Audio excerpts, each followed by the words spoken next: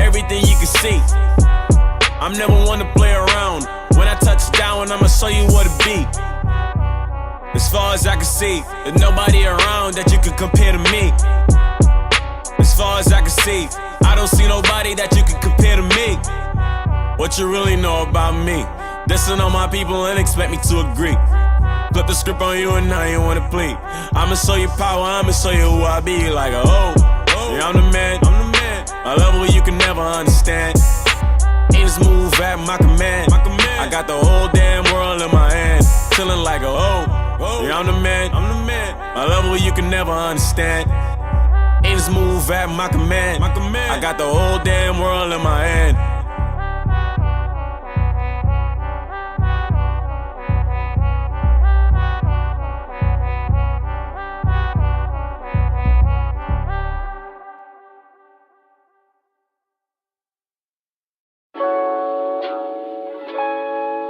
Yeah.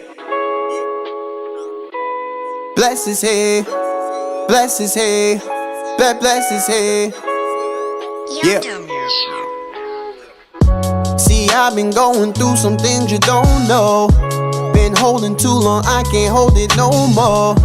The old man wants to kill me, but he don't know that I've been dying daily, so we gon' fall. Even if I do fall, I don't stay too long. I may go fast to pray and add on one thing. 2 chapters every day, Genesis to Revelation, gonna read, hold your pace.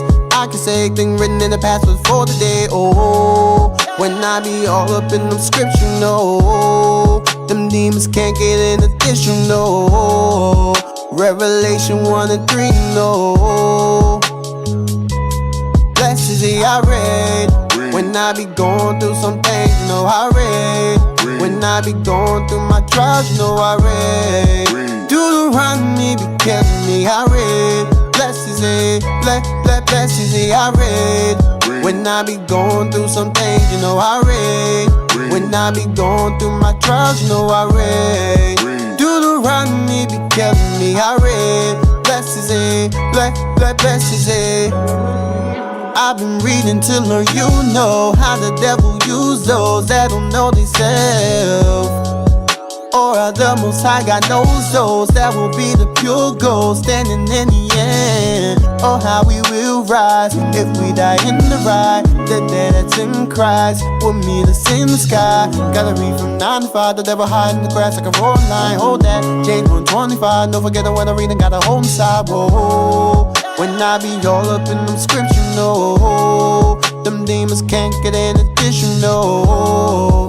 Revelation 1 and 3, no. Yeah. Blessed is he I read.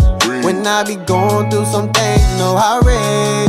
When I be going through my trials, you know I read. Deuteronomy be killing me, I read. Blessed is he, blessed is he I read.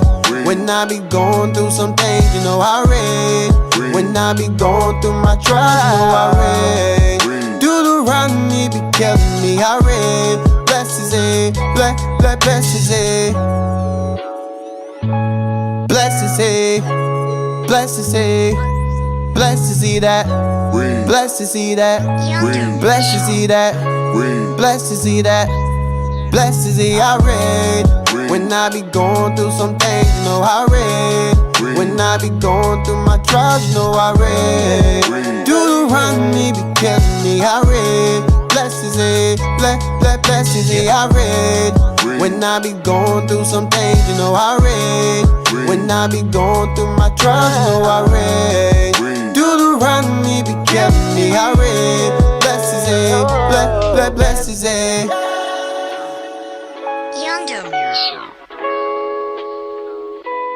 Blessed is he that reads everything he sees, get eternal life. Yeah.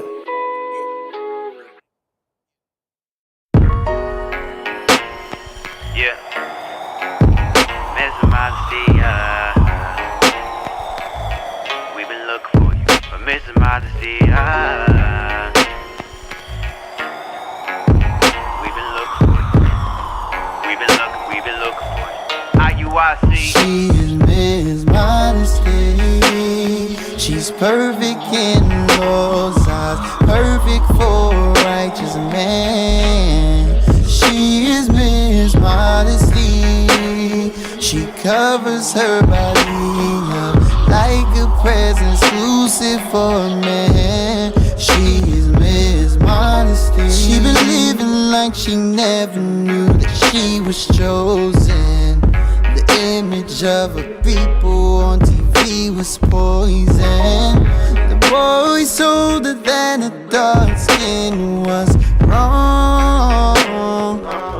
She never wanna talk about it, but she was speaking to a friend that she ain't seen in years. Now she been reading what the woman in the Bible wear, and how they fear the man and call them Lord. Now she reading in the Bible and no more. She is Miss Modesty. She's perfect in Lord's eyes, perfect for a righteous man. She is Miss Modesty. She covers her body up like a present exclusive for a man. She is Miss Modesty. Ooh, she's starting to believe, even growing out the hair, no weave. Had a wrap dress on, no jeans. Ever since she flipped the script and went weave. All the things that she didn't know how to teach her kids, stay sober-minded. No more going to the clubs, no wildin'. Show a woman how to love their husbands. And oh, believe her, when she at home, she either cooking for a family to eat her, praying for a daughter to lead the friends in the past. She gotta understand if you are chosen, you're a daughter of a king. She's perfect in Lord's eyes, perfect for a righteous man. She is Miss Modesty. She covers her body up like a present exclusive for a man. She is Miss Modesty.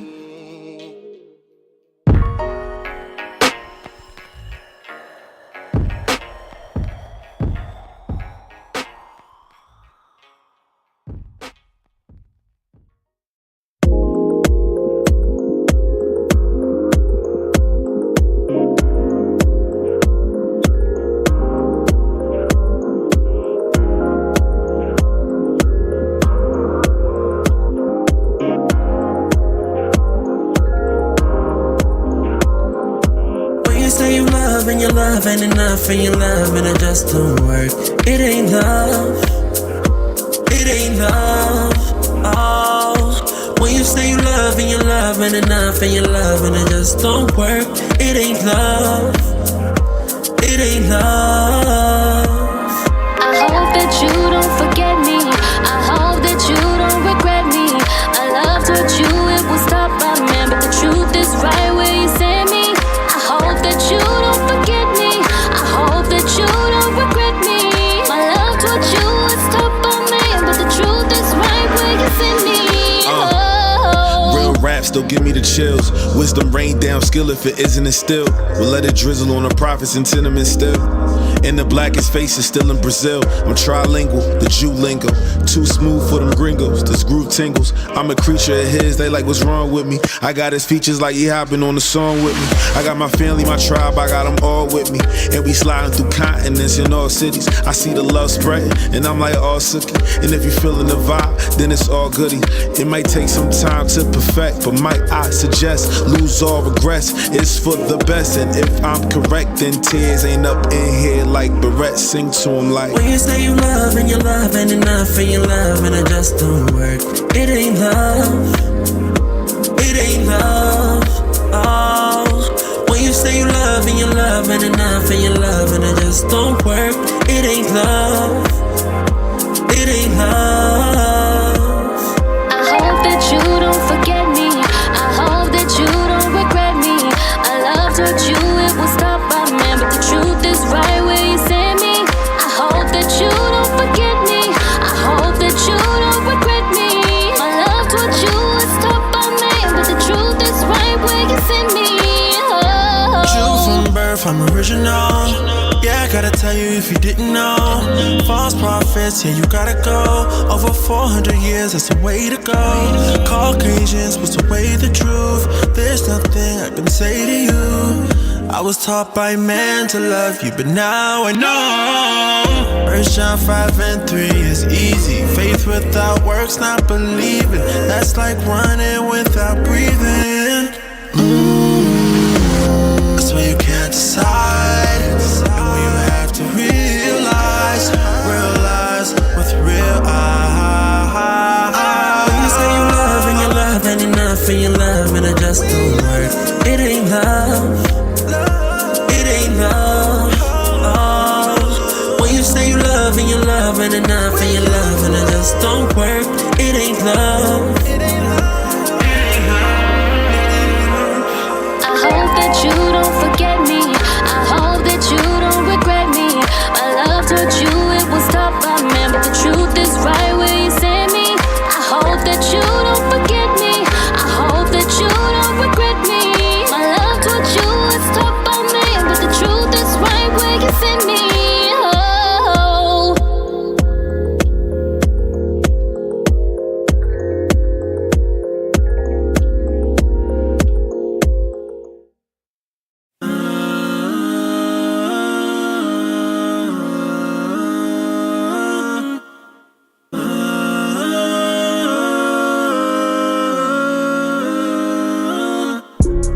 Those that were I caught, make haste, oh whoa. Make sure you don't fall away, oh no. Just promise you won't fall away. Facing some decisions that are hard to make, oh whoa. No evil that can come will conquer me. You say what you want, just watch and see. So many are caught today, but it's gonna be a time when some depart away, oh whoa. Why you wanna leave, like where you gonna go? Satan find your sin, now they lying at your door. People in the truth, but they don't believe. I don't wanna lose what was meant for me. Don't you know we're one and you're a part of me? God said hold on fast, but you've been holding on to man. That's a lot of sin, yeah, yeah, yeah. But you can't understand, yeah, yeah, yeah.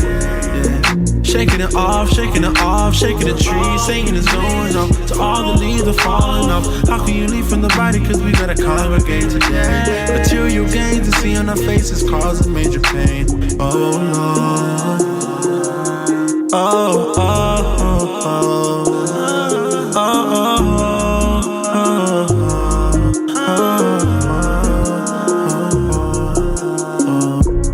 Those that were I caught, make haste, oh whoa. Make sure you don't fall away, oh no. Just promise you won't fall away. Facing some decisions that are hard to make, oh whoa. No evil that can come will conquer me. You say what you want, just watch and see. So many are caught today, but it's gonna be a time when some depart away, oh whoa. Some gon' fall on thorn, some gon' fall by the wayside, some gon' fall on stony ground. I choose the root in heaven. I wanna get my all, I wanna see my portion, wanna see Babylon fall. Please don't kill my vibe, now who's the king? Nah, nah, nah, who's the king? Girls, we be like, who's the king? They be like, who's the king? Girls, nah, nah, nah. Turned up, turned up, turned up. Gotta stay linked like a button up. They wanna know we done, we ain't done enough. Till we see this whole straight burned up. Y'all forgot about the mission. Y'all totally missing the scriptures. Like Saul wasn't tripping on David. Like David never killed his brother and made his wife his baby mama. Since y'all done forgot it, who are you? Who are you?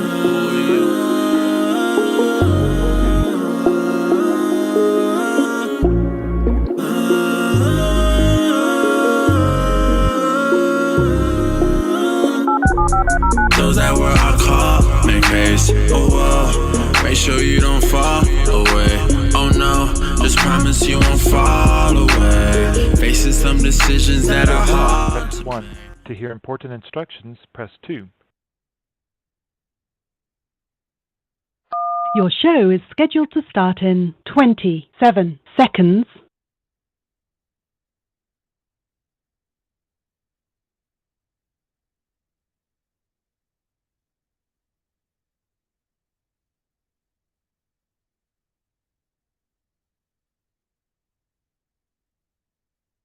Your show will go live in 5 seconds. 4, 3, 2, 1.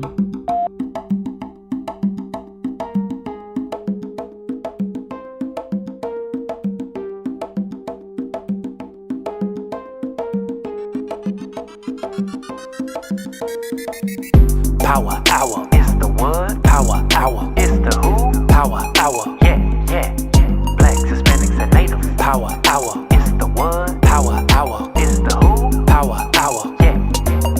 Blacks, Hispanics. Every Saturday morning you need to be tuning in. Wake up, get crust out your eyes. We about to go live, so come get the schooling in. About our oppression, we answer the questions like how do we get out this lower state? We let the scripts prophesy. We bringing the Bible to life so that you relate. The world thinks we're rejects, but that word we reject. Watch and we'll show you. Precept upon precept, line upon line, the scripts say we're the greatest, and they can't debate it. Salvation is only for the blacks, Hispanics, and natives. Power hour. It's the what? Power hour. It's the who? Power hour. Yeah. Blacks, Hispanics, and natives. Power hour. It's the what? Power hour. It's the who? Power hour. Yeah. Blacks, Hispanics, and power hour. It's the what? Power hour. It's the who? Power hour. Yeah. Blacks, Hispanics, and natives. Power hour. It's the what? Power hour. It's the who? Power hour. Yeah. Blacks, Hispanics, and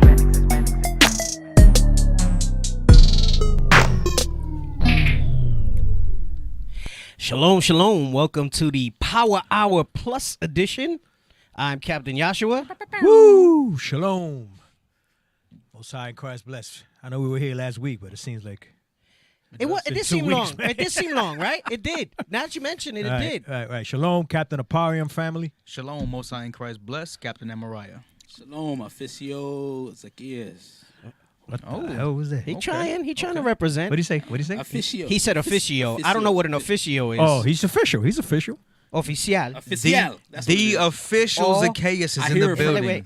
Oh, there it is. Come on. Let's sound it out. He said, Official. Official. Official. He sounds say it all French. together. Sounds Creole. Official. Zacchaeus. Official. It's official Zacchaeus.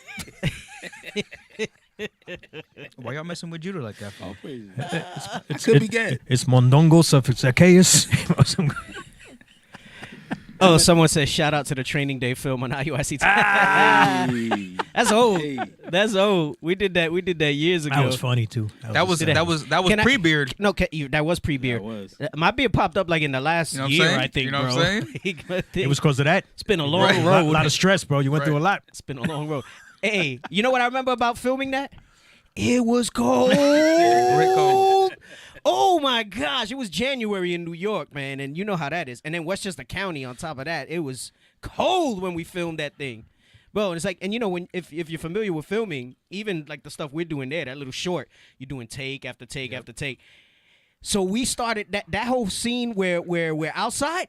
We filmed that thing like a whole bunch before. I couldn't wait to get in the car, bro. I was so cold. And then all I kept thinking was, damn, my face is going to be all red because it's so cold. I said, I'm really going to look like a white boy. Dang. You were saying yes to everything, right? Yeah, yes.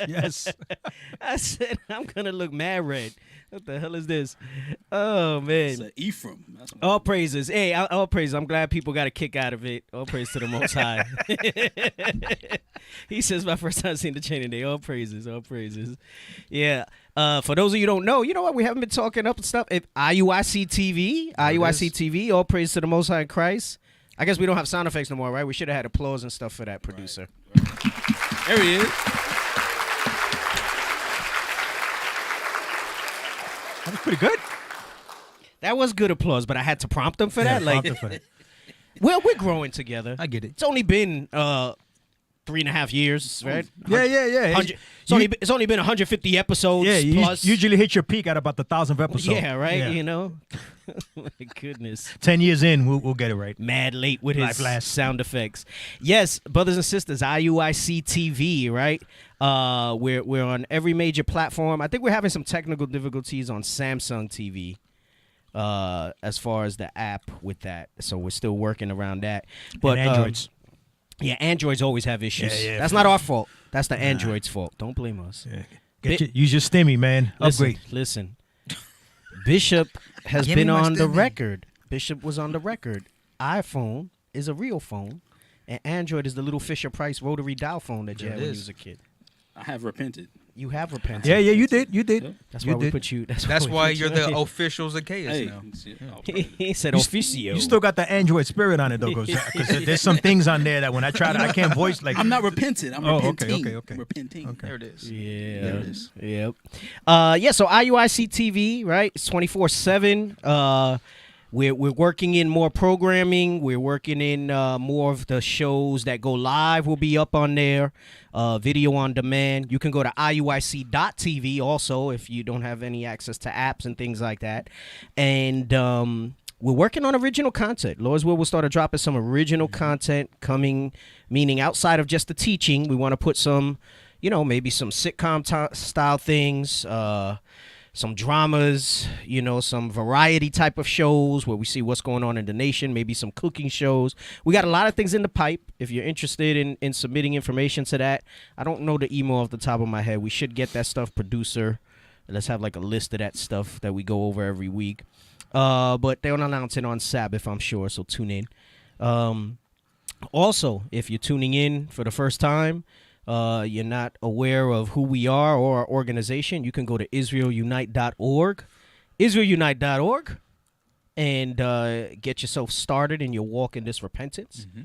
For any type of Israelite apparel, purchases, art, posters, music, variety of different things, you want to show out your Israelite self, go to originalroyalty.com, originalroyalty.com. Hey, and it's important for each and every one of y'all to sign up to that IUIC TV because make no mistake about it, everything that we're seeing, like I've been saying forever, and I'm going to continue to say it, all right, till I die or Christ returns, whichever comes first, is about trying to stop the nation of Israel from coming back as one. And it's no accident that the last social media to remove Trump, and they say it's just temporary till after the election or what have you, was YouTube. Okay? They're going to this is all, make no mistake about it, because when it comes down to us, they're going to say, well, why are you complaining? We shut the president down. Yep. The most powerful man, supposedly, in the world. So why are y'all complaining? I'm telling you, this is all a plot. This is all a plan to try to stop this nation from Ezekiel 37 coming to pass. I'm telling y'all, brothers and sisters, SH is about to really get down when it comes to us as the Israelites. Yeah.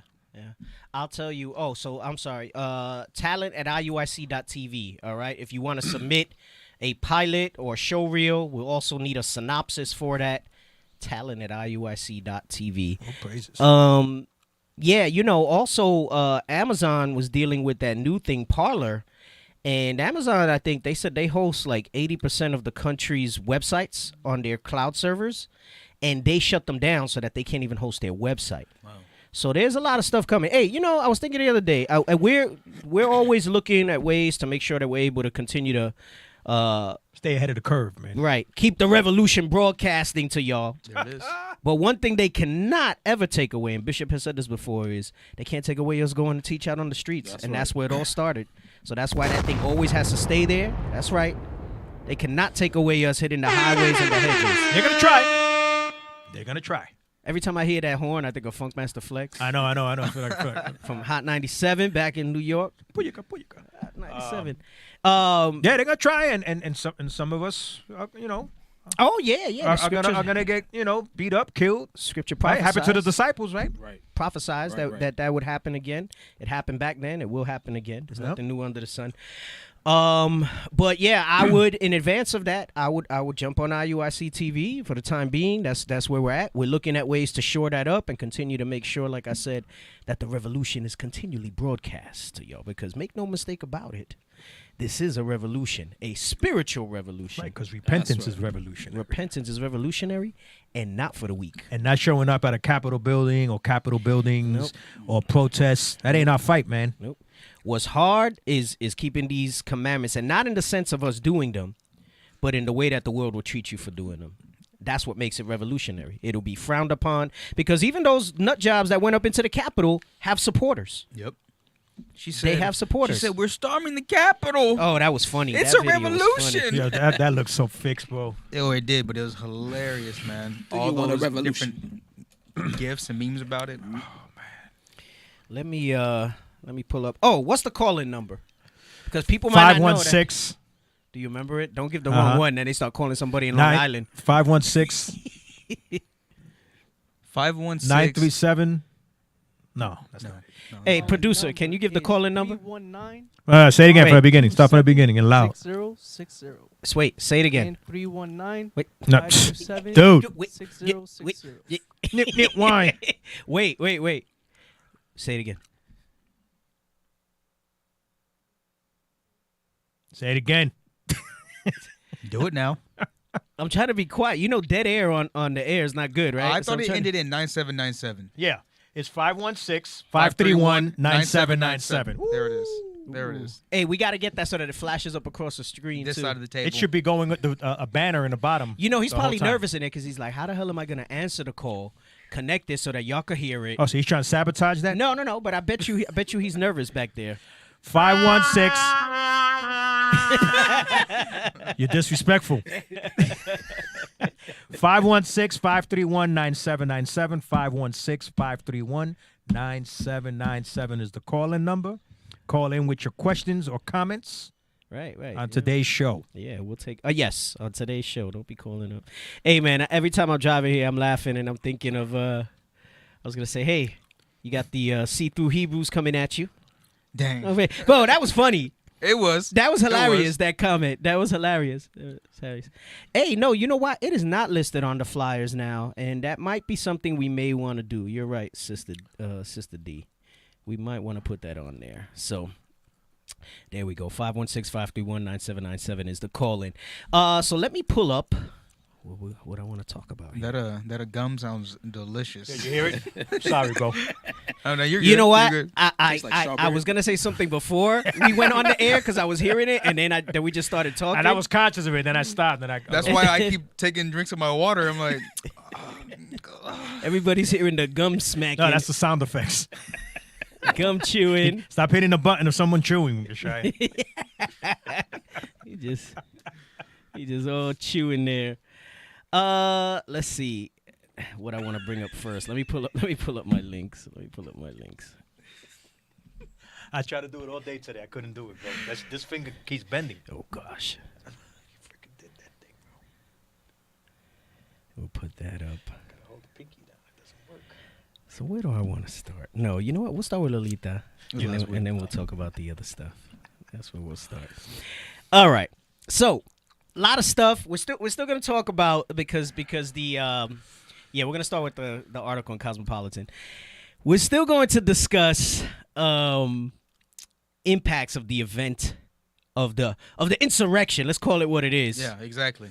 Of the riot, of the insurrection, the revolution, the seditious acts of terror, prophecy. That these white identity extremists. There you go. Because it's a misnomer to call them white. The Bible calls them. I don't call them white. I don't call them. I call them Caucasians, because the W word gives them too much power. Because everything that defines that color, he don't even want to say it. Is now. great. That don't even exist. Right. It's like the people that say I overstand because they don't want to say understand because understand implies that you're under it. Well, I ain't gonna get nonsense. that Egyptologist type crap. I know. But I'm not gonna give them that. They're Caucasians. Right. Biblically, they really Edomites from the Caucasus Mountains. From the Caucasus Mountains. Cave dwellers. Yep. Hey, so let's jump in. So we're going to talk about, because information has been coming out about that event, right? Last week's show, we spoke about it. It happened to be the same afternoon that we did the show that evening. We kind of touched on it. It's what's in the news, right? It's what everybody's been speaking about. And I was going to today's topic took a little bit of a turn today as I read some stuff, and it's funny how the Spirit works. I went to look up the Wikipedia link to post it again, and I came across this article, which was what I was thinking anyway. So somebody actually 2 days ago wrote this article, which is great why we didn't get to go over it on Saturday then, because now I got this article to reference. There you go. Ooh, he cooking with gas, producer. Yeah, call in. He got the call in. Hey, man. That's what's up. That's what's up. That's what's up, my man. Hey, so it says, so we'll talk about who Lolita Lebron is, but we're going to talk about the double standard that was obvious, right? And you see how this thing is being handled. And I'll say this. They may well come down with some hard charges of some people. But, but just the way Esau is, I can't help but think of Lee Harvey Oswald. Yep. And the reason I'm saying that is I'm just thinking Patsy.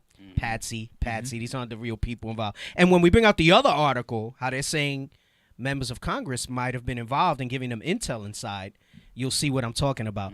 But that's fine. That might be interesting and mysterious to you. Probably make a great movie.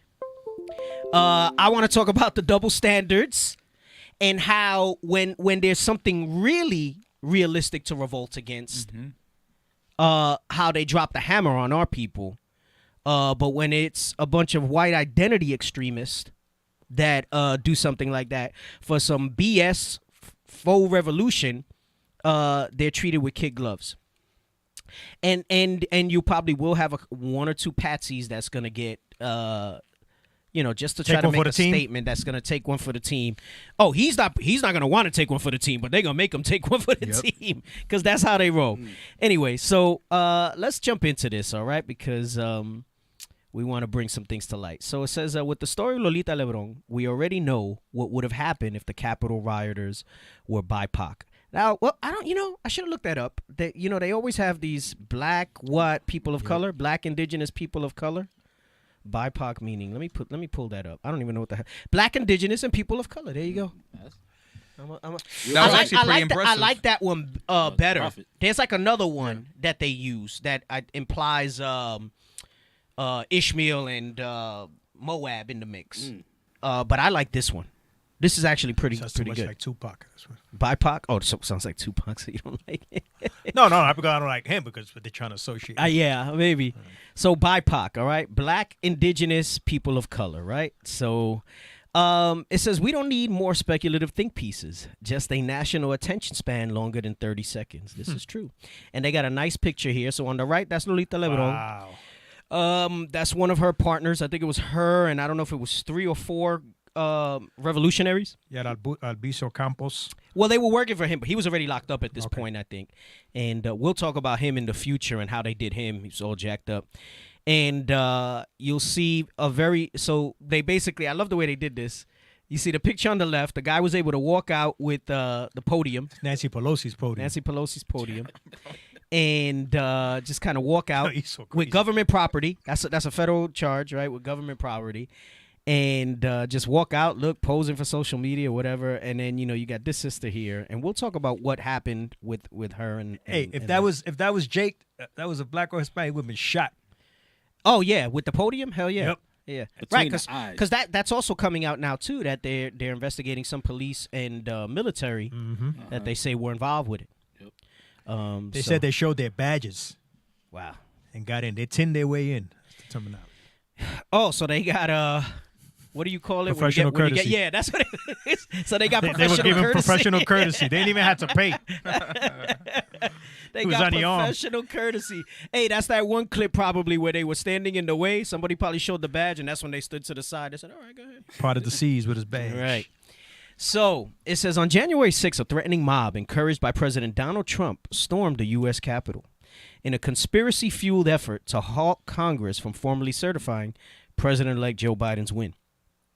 Waving Confederate flags, amongst a bunch of others. We spoke about the Gadsden flag last week with the serpent. There was a lot of them there. A lot of Gadsden flags. I saw a piece where they broke down some other flags that were up there that they made. They love making flags. They love making flags for their agenda. Some of them put the Confederate flag with the Gadsden snake on it. There was a whole piece about all the different flags that they had and all the different movements that they represent. Even a rainbow flag was there. Yep. They were rainbow Nazis, I think. Wow. They were rainbow Nazis, I think. Hell Hitler. Yeah. Hell. So, hey, be careful. Don't you can't say Hitler. They might try to the way they're rolling now to try to make an example because everybody's so outraged. Can I get a hit? Yeah, can I get a hit? Lur. So, it says on January 6th, a threatening mob encouraged by President Donald Trump stormed the U.S. Capitol in a conspiracy-fueled effort to halt Congress from formally certifying President-elect Joe Biden's win. Waving Confederate flags, the domestic terrorists broke windows and trashed offices in a chaotic scene of violent white supremacy. Hours later, the lawbreakers largely walked out unscathed and unshackled, giving the country its latest example of white privilege. Got that right. Watching the siege unfold on my TV, I, like many others, pondered how differently the rioters would have been treated if they had been black, brown. Of course, she's gonna say Muslim, and you're probably right though. They probably would have. They probably would have went ham on some Muslims in there. And that's the people of color part, right? Right. That's the people of color part that they try to put in there. But as a Puerto Rican woman, so the sister is Puerto Rican. But I don't know her last name. She might be married to Esau. Rashard. Rashard. I know. I had my professor for Latin American studies in college. She had gone to Cuba like when she was younger, like all this stuff. Like she was like all into that stuff, but she was married to a Amalekite. I said, damn, man. So powerful, the stuff that she would bring out. She understood. She had broke down the castas to me the first time, las castas, and all that stuff, man. But yet she was laying next to the enemy. Sleeping with the enemy. Insane. I'd like to know how those conversations went in their house. Right. So interestingly enough, whenever I think of this book, I think of her because she wasn't really down with this book. She even did a piece on television about it, even though he cites a lot of references. Because you know why? Because it's not very flattering to white people. It's not very flattering to the United States of America and the ruling powers. It's real. That's why, because it's real. So they spoke out against it. I remember when we asked the professor. What'd you say? We got a caller. Okay. Well, can you screen it first and see what it is? We don't want to interrupt the flow. They could be calling dominoes or something. But Hey, the Bible's not very kind to white people or to America. That is true. No, that is true. No, or any other Gentile. I remember when we spoke with the Professor Reynal in Puerto Rico. I asked him about the book, and he was like, And even though he seemed like he was very pro for the movement, he was kind of against the book a little bit too, in some respects. And I think it just has to do with this guy was chastised a lot. He's actually Manessa, this guy. So his pops was Cuban. His mom is Nelson A. Dennis. His mom is Puerto Rican. So he's Manessa, which is kind of the same thing. Ephraim Manessa. Came from Joseph. Right. So, there's some pushback on some of this, but none of it's untrue. It's not that the stuff is untrue. They just don't like in the way that he presented it, basically. So let me get back to the article.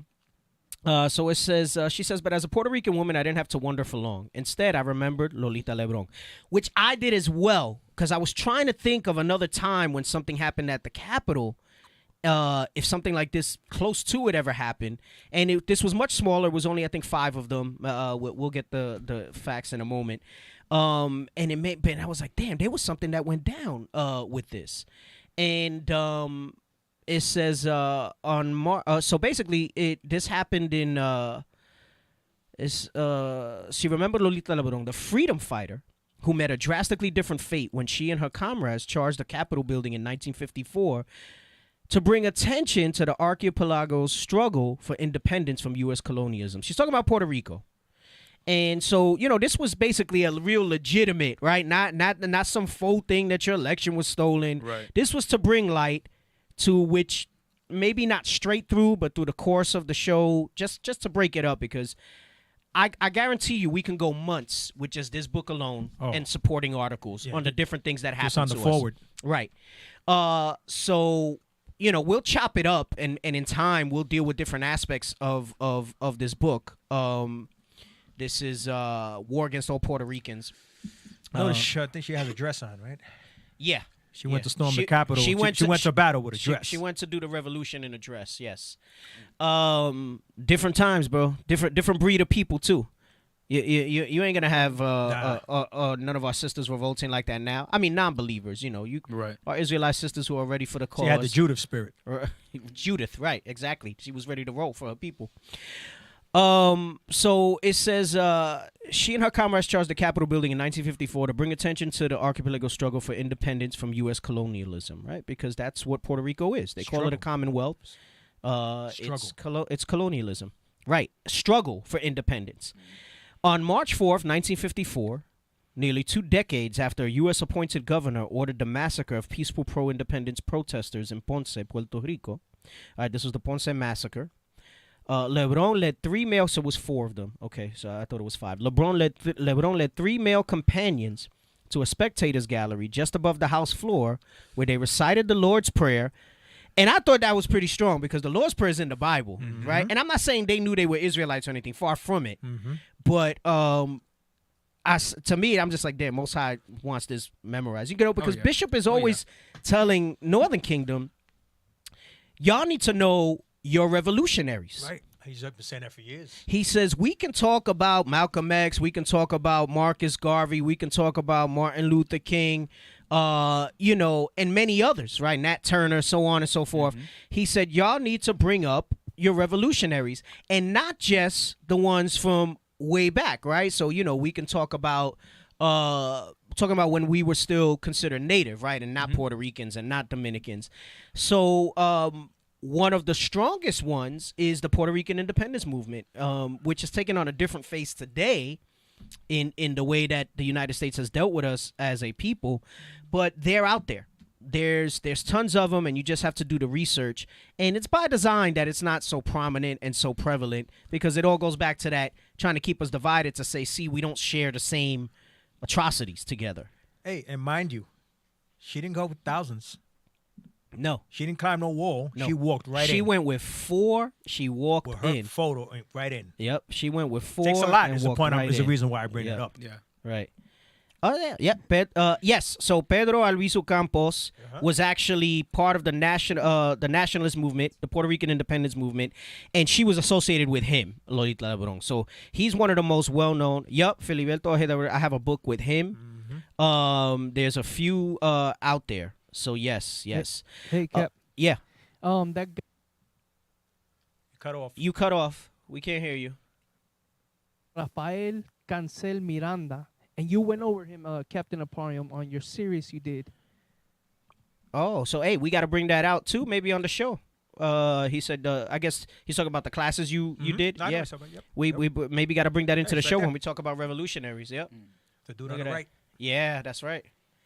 Herman Bell, look at him. That we were united there. That was the Black Panthers. That's a great picture. The American Indian movement. And the Young Lords, right? Partido Nacionalista. That's Partido Nacional. Yeah, that's the nationalist Puerto Rican party. Yep. The struggle together. Yep. That's the tribes right there. Northern and Southern. Yep. Northern and Southern. Jeremiah 50. Yeah, that's Jeremiah 50. Jeremiah 50:33. Yep. That's right there. Just so you know, at one time there were some of us that knew. Oh, absolutely, for sure. What they were missing the Bible for sure. But what they knew was that there was something there that bound us because we were all, in one way, shape, or form, treated the same way, which was with disregard. You know what they didn't have at that time? Distractions of MTV, social media. Bring it out. The media, okay? Video games. Video games. Those men right there, men like that, they knew what it was to work. They knew what it was to support a family. Liberalism. Right? They knew the homo stuff wasn't allowed. None of that stuff, man. Yep. Okay, you didn't go fight a revolution like that. Okay, not being full man. Right. Not having a manly spirit. Yep. They knew that, so they had a different focus, right? I mean, Bishop years ago, I did a radio show with him in Dallas, I believe, and his topic was about how basically the Black and Hispanic man is allowed to mature physically, but emotionally they keep us as children. Yep. And it's true because you see it, right? You know, that's why Paul says, when I was a child, I thought as a child. He said, but when I grew up, he said, I put away childish things. And they keep us preoccupied with childish things. And this is why you don't see that unity anymore and people fighting for anything. No. You don't see that. Unless you're an Israelite, repenting, right. You're not going to have that spirit. Right. You're absolutely right. So, the article says, on March 4th, 1954, nearly 2 decades after a U.S. appointed governor ordered the massacre of peaceful pro-independence protesters. They were peaceful, not like the riotous people that were there. Right. So not to mention that on one of their colonies, they did this atrocity. We might get to a little bit of it today, maybe not in great detail, but we might talk about it today. Lebron led 3 male companions to a spectators gallery just above the house floor where they recited the Lord's Prayer, shouted freedom for Puerto Rico, and fired shots into a disorderly chamber, wounding 5 congressmen. Now, what they'll tell you later is she took the brunt of the punishment for it, but there's witnesses and whatever. She shot into the ceiling. right? She didn't try to kill anybody. Right. So you can understand why her sentence was unjust. And she would have died in jail if they didn't petition, and the Most High, I guess, would have put it on pretty hardcore though. Someone's spirit to put it out. Yeah. Well, she was ready to. Them dudes that stormed for Trump weren't ready to die. They knew that they were going to be able to get out. That's they just part of the wanted, white they wanted to privilege. take Pelosi's freaking stand. She knew that she might not come back from that thing. Right, you know that they had that conversation. Yeah. That's why they said the Lord's Prayer and all that. Yep. Yeah, good point. So it says, before Lebron could unfurl her Puerto Rican flag, she was tackled to the ground. Now, iconic black and white photos show the then 34-year-old well-dressed woman being apprehended alongside her disheveled partners. Now, I want to make something clear, because the environment that we're in and how they're shutting people off for violence and things like that, right. We're not glorifying violence. Absolutely not. All right? Nope. Her motivations were pure. Her intentions were pure. Let's get that in the Bible. It's the weapons of our warfare. But you know what's funny? Hold on, Cap. Hold on. We got to call a spade. Yeah. Right? Because in the American Revolution, they didn't give a damn about that. When they wanted to get their freedom from Britain, right. The Edomites. Right. So don't come with that hypocrisy, Esau, with that nonsense. All right, because there was nothing stopping you when you were going ahead and trying to get your freedom. That a whole war was created from that. You know, I'm just gonna let's call it what it is. Mm-hmm. You know. What are we first? And my man went with a suit. 2 Corinthians. 10 double-breasted, verse 3. Yeah, I know. He was dressed. He was dressed nice. He was dressed nice. Where are we? 2 Corinthians chapter 10 and verse 3. For though we walk in the flesh, we do not war after the flesh. Right. So though we are here fleshly, right? Our revolution is not after the flesh. Not like what you saw at the Capitol. Mm-hmm. We're not promoting that. We're not inciting that. None of us should do that, because guess what? You ain't gonna win. Nope. Every revolution that we've tried physically with our own hands, all right, has failed, because that's not what the Most High has in store for us. All right. His Son has to lead that charge. And that's when things will be different. So it says, right? So though we walk in the flesh, we do not war after the flesh. Come on. Verse 4. For the weapons of our warfare are not carnal. They're not carnal, meaning it's not guns, it's not pipes. They were there with pipe bombs and all types of stuff. It's not that, right? Come on. But mighty through God to the pulling down of strongholds. Because none of those physical things matter if we can all unite under this one standard of the Bible, keeping these laws, statutes, and commandments as one people. If there are divisions amongst us, we will not be able to stand against anybody else. Right? Remember last week we said it's Satan against Satan. This is the age of decadence that you're seeing with this country, with this world power. What our people haven't realized is that the Most High said, I'm going to go and return to my place until you acknowledge your offense. Our people haven't come to this yet, just under this one banner yet. Right. He didn't say until you revolt and right. try to take over. He said until you acknowledge your offense, meaning come back to who you are, a heavy point. Keep the commandments. So that's why when you said every revolution that our people have tried physically won't work. Right. That's right. Carnally. Because we were sinning. Yeah, right. Even though our ideals were good, we were in sin. In various forms of sin. So the Most High is not going to stand for us. And that you read that in Jude 5. Mm-hmm. And he tells you, hey, if they're not doing their God's will, then they can be overcome. Right, because there's no power in that. No. The power comes with law and order according to this Bible. That's right. That's where the power is. You understand what I'm saying? Not that. Right. Let's read on. Read verse 4 again. Verse 4. For the weapons of our warfare are not carnal, but mighty through God to the pulling down of strongholds. That's what needs to be pulled down. We need to pull down the strongholds of Christianity. We need to pull the strongholds of homosexuality. Right. We need to pull the strongholds of division, of colorism. Right. Single family households. Of single family households. Of adulterous whoremongering brothers and sisters. Not taking care of your children. Not taking care of your children. Right. There's so many strongholds that have to be pulled down. And uniting with guns and weapons to try to overthrow government is not going to do it. It says we must be mighty through God to the pulling down of strongholds. Guess what the biggest one is in these last days? Democracy. Right. Huge. We must pull down the stronghold. Huge. We must pull down the stronghold of Democrat and Republican, liberal and conservative, left, right, middle, medium left, whatever the hell. partial middle left, alt right, whatever. Lower left, uppercut. Right. All the different Antifa, MAGA, whatever you want to call it. Right.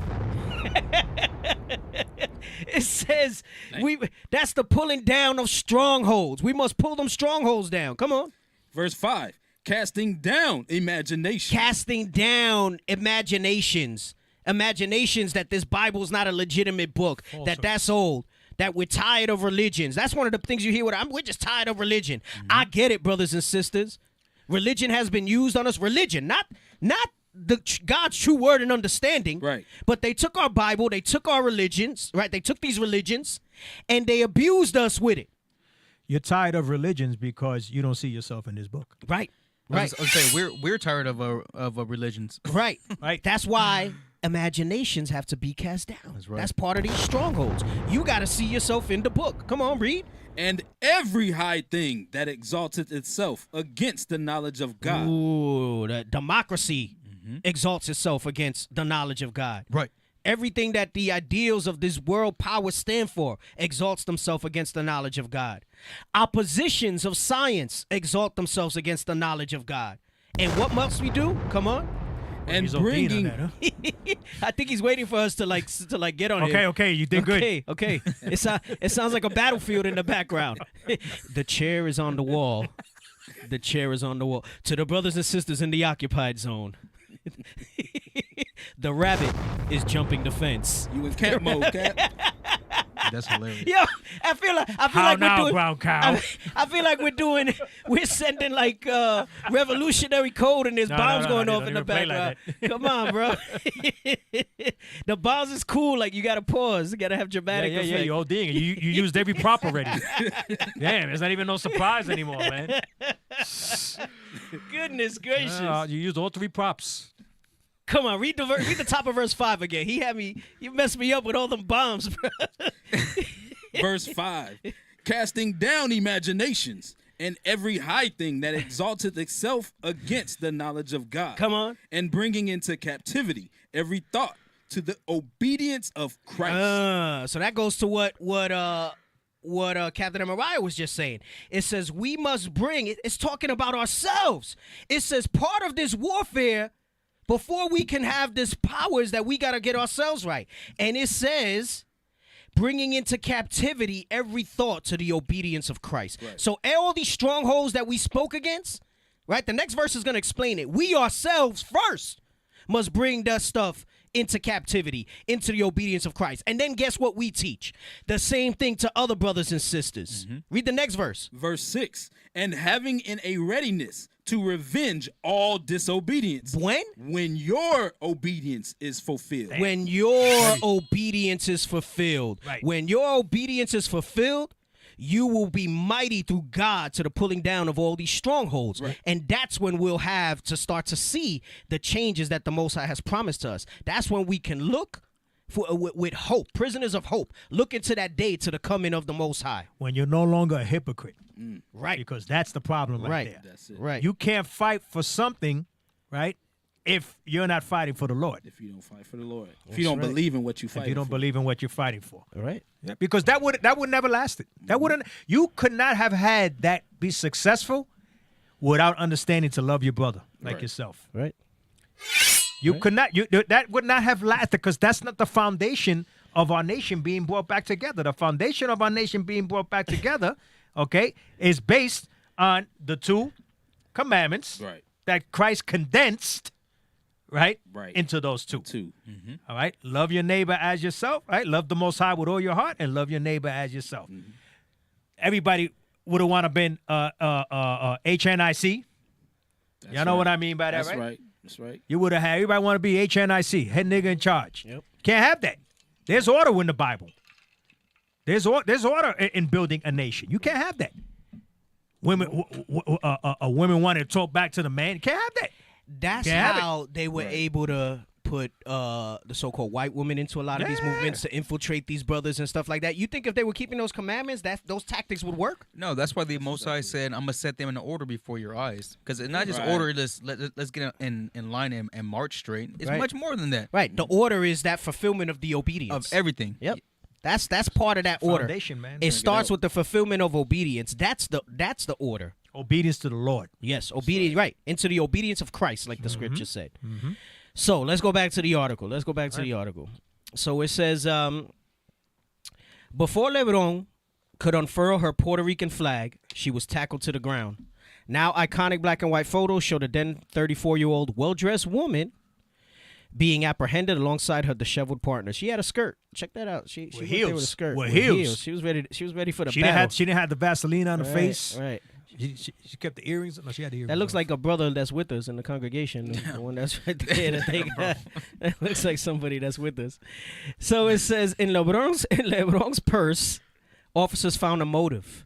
Before God and the world, my blood clamors for the independence of Puerto Rico. Even she put God in there. I give my life for my homeland. That's that Judah spirit, man. This is a cry of victory in the struggle for independence. Read a handwritten note. Damn, I got chills reading that. Hey, and you know they went there knowing that they were not going to be successful. Right. You can't go into something like that again. That's why even the Most High said, I will not meet you like a man. They didn't go in there with the expectation they were going to come. They knew. She just said it in that statement. She would die for her country. Yeah. That's not even for the scriptures. She said for the country. Yeah. That's why they were dressed for their funeral, because they knew that they weren't coming out of that thing alive, bro. Point. Yeah, that's damn. Go in style. You sure you not know the game? I'm fighting for mi gente. I tell you that. Let me tell you, I read that. I literally my hairs just stood up reading that, and let me tell you, not all Northern Kingdom was always silly doves. That generation. It was bro, after social networks. The sons of none are back, bro. The sons of none are back. That's right. The sons of none are back. That's the bomb. We back, baby. If I knew how to rap, I would write a rhyme about that. Call the group the Sons of None. The Sons of None are back. That'll be the first track. That'll be the first track. The Sons of None are back. Hey, but you're starting to see that. You're starting to see brothers and sisters of the Northern tribes starting to rise up that have this conviction for Christ. Right? Jesus Christ. That's right. Love you, God. I love you, God. Right? But hey, I got to read that again. They found her motive. It said, before God and the world, my blood clamors for the independence of Puerto Rico. I give my life for my homeland. This is a cry of victory in the struggle for independence. She said she was victorious. Look, they were in a sense. Well, we talking about them today. Right. So that's a sense of victory. It was memorialized, So she wrote an article on them. She reiterated her intentions in what is likely the revolutionary's most famous quote. Yo no vine a matar nadie. Yo vine a morir por Puerto Rico. She didn't come to kill anyone. She came to die for Puerto Rico. Yep, I did not come to kill anyone. I came to die for Puerto Rico. Yes. You got something? Bring it out. Yeah. Bring it out, NK. This is Ezekiel 9, verse 4. It says, and the Lord said unto him, go through the midst of the city, through the midst of Jerusalem, and set a mark upon their foreheads of the men that sigh and cry for all the abominations that be done in the midst thereof. So that's what she was there doing, sighing and crying for the atrocities done to her people. It just wasn't motivated by the scriptures correctly. Well, the other reason was it was a woman leading it. That scripture you just read, what does it say? That sigh and cry for No. You got to put the main point that I want. Remember, it was a woman that did it. And set a mark upon the foreheads of the men that sigh and cry. Men that sigh and cry. Another reason why, but she still proved her point. Oh yeah, Most High gonna use that. Just like Judith, the same thing. Most High gonna use that spirit. Yep. Esther, same thing. They proved Lebron, who rained the bullets of her Luger pistol to the ceiling, intended and expected to die, not kill for her cause. Unlike what you saw with these insurrectionists, they went to kill in the Capitol. They went to kill. In fact, the 1954 attack saw no fatalities. In contrast, last week's mass riot claimed 5 lives. And for some of the pro-Trump aggressors, one was pictured donning a pro-genocide sweatshirt. Oh, I didn't even see that. What's that about? Let me see. I don't know, bro. You got like mad tabs. You know when they allow when it's real little, right? When they get small. See if they got a picture of the pro-genocide sweatshirt. All right, never mind. Let's not get derailed. Let's go back. Another was found carrying 11 Molotov cocktails and a semi-automatic rifle. Yo, how do you carry 11 Molotov cocktails, bro? 2 wore tactical gear and carried plastic restraints. Those were former military, they said. One was like a lieutenant colonel, retired lieutenant colonel from the Army. And one for there the was Air a couple Force. other. But that means they were in there. They would have killed Nancy Pelosi, bro. Yeah, the and way then- they feel about her, she's like their poster child. The for way all homeboy Democrats. sat on her desk, they would have sat on top of her. Right. After they killed her. Bro, that thing would have been a lot more. And for the people that may not know, a Molotov cocktail is not a alcoholic beverage Right, of right. any sort. Yes. Yeah, it's not like a Long Island iced tea. You know. Hey, they said there was one guy. still reserved There to was 11? one guy that had Molotov cocktails, but he had liquefied styrofoam in it, and supposedly that makes it like napalm because the fire will stick. Yo, war's in their heart, right? So Bro. you know Esau thinks these things through, Bro. man. Yo, right, that's planning. They didn't just show up and then that day. She went with a Luger. These dudes went with freaking 11 Molotov cocktails with styrofoam. Bro. Liquid styrofoam. Hey, they said there was bombs all over the place. Pipe, but they were legit pipe bombs. IEDs. They said the stuff that was in Iraq. They said they had timers on them. They said they don't know how they did not go off. The thing, but I know. Listen, the reason it wasn't worse is because there's more to come. The Most High held the temperature down on that thing. You took the words Like out of my a mouth. The Most High, like a woman in travail. yes, the Most High held the temperature down on that thing.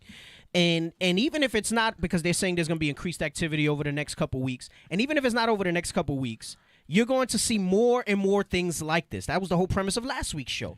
It's the age of decadence. It's Satan against Satan. So you're starting to see. You're going to see more and more of these type of disturbances and this turbulence. You know why I didn't go more, Cap?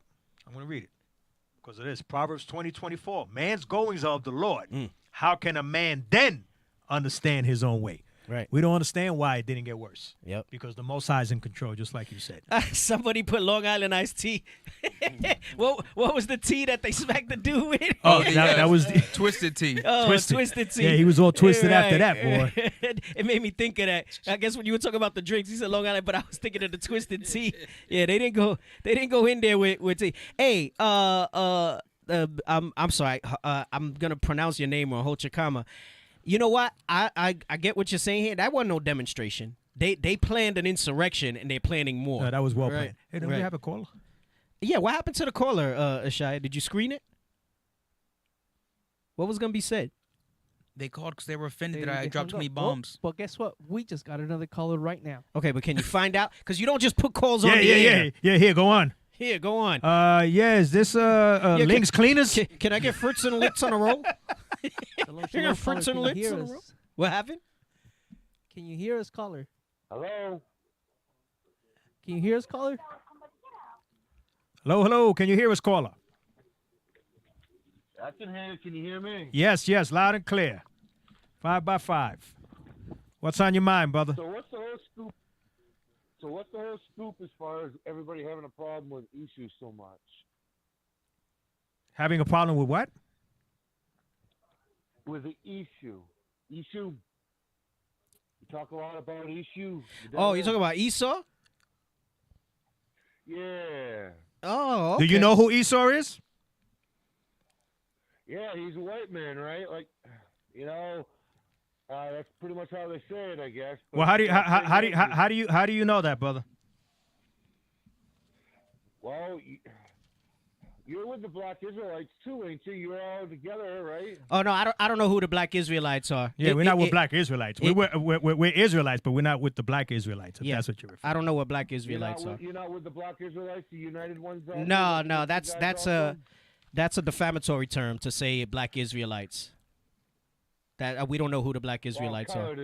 Yeah. Colored Israelites. That's pretty much what we. Well, there's call one Israelites. another. There's Israelites. I mean, There's no Black Israelites. There's just Israelites. Do you have a question, a caller? Do you have a question or anything? Issue's not the devil. Because I guess the research from India will explain all that. All right. So, we're gonna talk about what the Bible says. Thank you for calling. Hey, that's why you got to screen those calls, Ashaya. That's like having a scoffer come up in camp, derail the whole show off of that stuff. And issue is the devil. And, the Bible speaks. hey, producer, when the callers call, you have to ask them, do they have questions about the topic that's being covered? Or comments about the topic. And some of them may lie, and just to get on, all right? But then you're clear, blood ain't on your hands. Right. Get your mind off dropping the bombs and get into the game. Right, because we want people to call, and we want to have a dialogue, all right? But if you're going to go ahead and use defamatory terms, all right, and go ahead and try to defend your enemy, right? If that, it sounds like he was maybe, Northern Kingdom. Right. Yeah. Hey, a little bit. that's like calling Edomites. Are you the red Edomites? No, Edomites are red. That's Right. it. How come nobody says that? Right. Are you the red Edomites? Right. Come on, get out of it. Are you the white Caucasians? Right? Caucasians are white. Israelites are black. All right. There is no. Get out of here with that stuff. Are you guys with the black Israelites? No, we're the see-through Hebrews. And it just goes to show you how simple our people can be, right? Because we're talking about a very serious topic here that if he was Northern Kingdom, this reflects him too. That's right. Right? Because we had the Brown Berets. Let's say he was Issachar, who are the so-called Mexicans. Right. All right? You're going to call, with everything that's going on in the world, you're going to go ahead and try to defend your oppressor. Jamal the Israelite said he's one of them with the eye roll. Yes, he's one of them. You're right.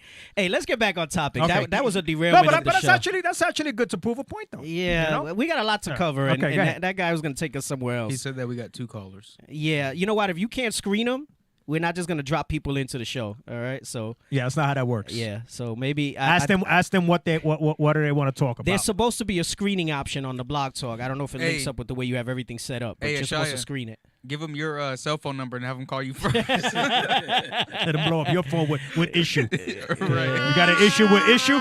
Yes, I was gonna say, can you play a thumbs down sound for you? Goodness. Let's get back. So it says, and for some of the pro-Trump aggressors who are Issachar, like the guy said, right? One was pictured donning a pro-genocide sweatshirt. That's demonic. That's the devil, right?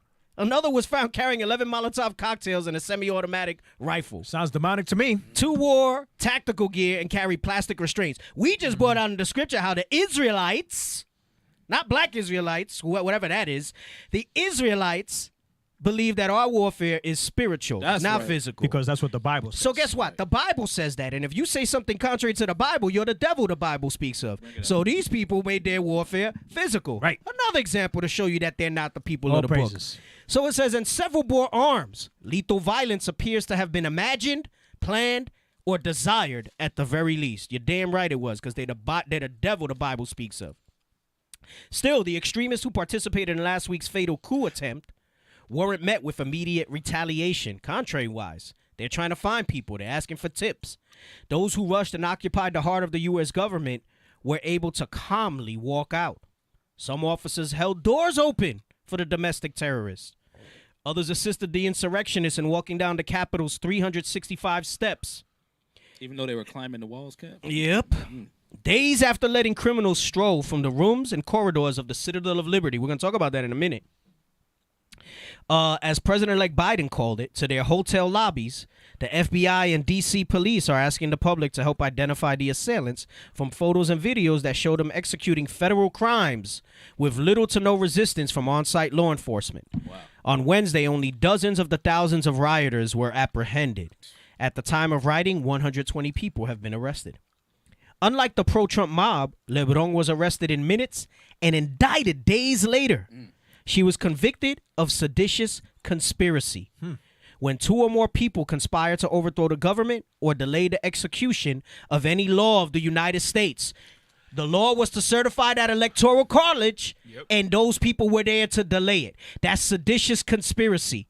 They were conspiring to overthrow the government. Let's see if this charge comes down on those people. Nope. Like it did to our sister Lolita Lebron. You'll never hear about these people again. Oh, unless there's a patsy to pacify the people, right? Kind of like when Pilate said he released somebody every time around this year, right, to satisfy the crowd. Right. That's what they're going to wind up doing to pacify some people. It says, as well as 5 counts of assault with a dangerous weapon. This is what they charged Lolita Lebron. 56 years, and she was 34 when she went in. And her three brothers that was died in the spirit. She would have been 100 years old. She was sentenced to 56 years in prison and served 25 years at the federal women's prison in Alderson, West Virginia, before she was pardoned by President Jimmy Carter and released in 1979. So that's why I say the Spirit of the Most High must have had mercy on that spirit. He probably gonna do something with a spirit. Like, you can't tell me a sister like that go down for her people and her land, and the Most High ain't gonna use that spirit for something. Right. You know, in this life, it wasn't this life that she had. It wasn't meant for her maybe to repent, but he'll bring that back. It says, while there's a long list of crimes to charge last week's violent agitators, and numerous federal prosecutors have said they'd bring cases against anyone from their districts who traveled to D.C. to riot, Legal experts expect that the overwhelming majority of those who face punishment for their offenses will receive relatively light penalties. There it is. Oh, really? You think? That don't sound surprising at all. This includes smaller misdemeanor charges, like restricted area violations, trespassing, and citywide vandalism. That's a fine of $50 probably. As well as comparatively short-length felonies for destruction of government property, weapons-related offenses, and assaults. Although graver charges like the seditious conspiracy statute that was thrown at Lebron are certainly appropriate. The rioters' primary objective was to delay or hinder the enforcement of laws. Multiple legal experts have suggested such an indictment, which carries a 20-year maximum sentence, is unlikely because it is all but unheard of in the United States. Hey, producer, if you have anybody, any trolls on there, man, put them in the internet corner, bro. Yeah. Delete them. Yep. This assertion is obviously missing a caveat. Seditious conspiracy indictments are all but unheard of in the United States for white people. All right? That's why I said what happens when insurrectionists are white. You gonna tell me they're not the devil the Bible speaks of? That they frame mischief by a law? Goodness gracious. So it says, watching the violence unfold in the U.S. Capitol and law enforcement's forgiving and at times cooperative response, because that's what's coming out now too. Yep. We have a couple articles later that will talk about that. It's easy to see that the pro-Trump mob is being treated much differently than Lebron. The double standard becomes even more infuriating, however, when you consider the moral and political objectives that drove each of these attacks. And that was what I said at the beginning of the show. Very different motivations. This is a justified motivation, right? And my aim is, before the show's over, to go through some pages of the book so you can see the type of things that were being done to us since they took over. We're gonna take a little trip down history from the Spanish having us in subjection to then the U.S. sweeping in 4 days before Puerto Rico was going to get their independence and elect their own government. Yeah, I like that quote on the side there. The insurrectionists aimed only to undermine democracy. The nationalists wanted freedom. That's right. The insurrectionists responding to the lies, conspiracies, and incitement of a president unwilling to accept defeat, intended only to undermine U.S. democracy.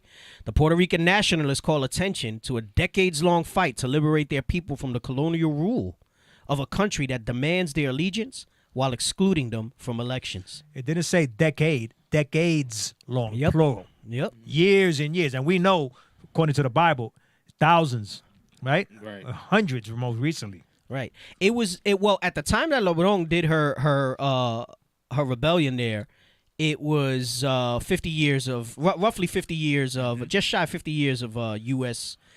Government rule of Puerto Rico as a colony and all the things that went with it. It wasn't just some blessing of the benefit of the United States over us. And prior to that, you had hundreds of years being under Spanish rule. Put simply, thousands of extremists took the halls of a federal building last week to suppress the vote of millions of people who had cast ballots for a candidate different from their own. The four nationalists who stormed the Capitol 67 years ago did so to free a disenfranchised people, end U.S.-sanctioned violence, and exercise their right to self-determination. U.S.-sanctioned violence. Yep.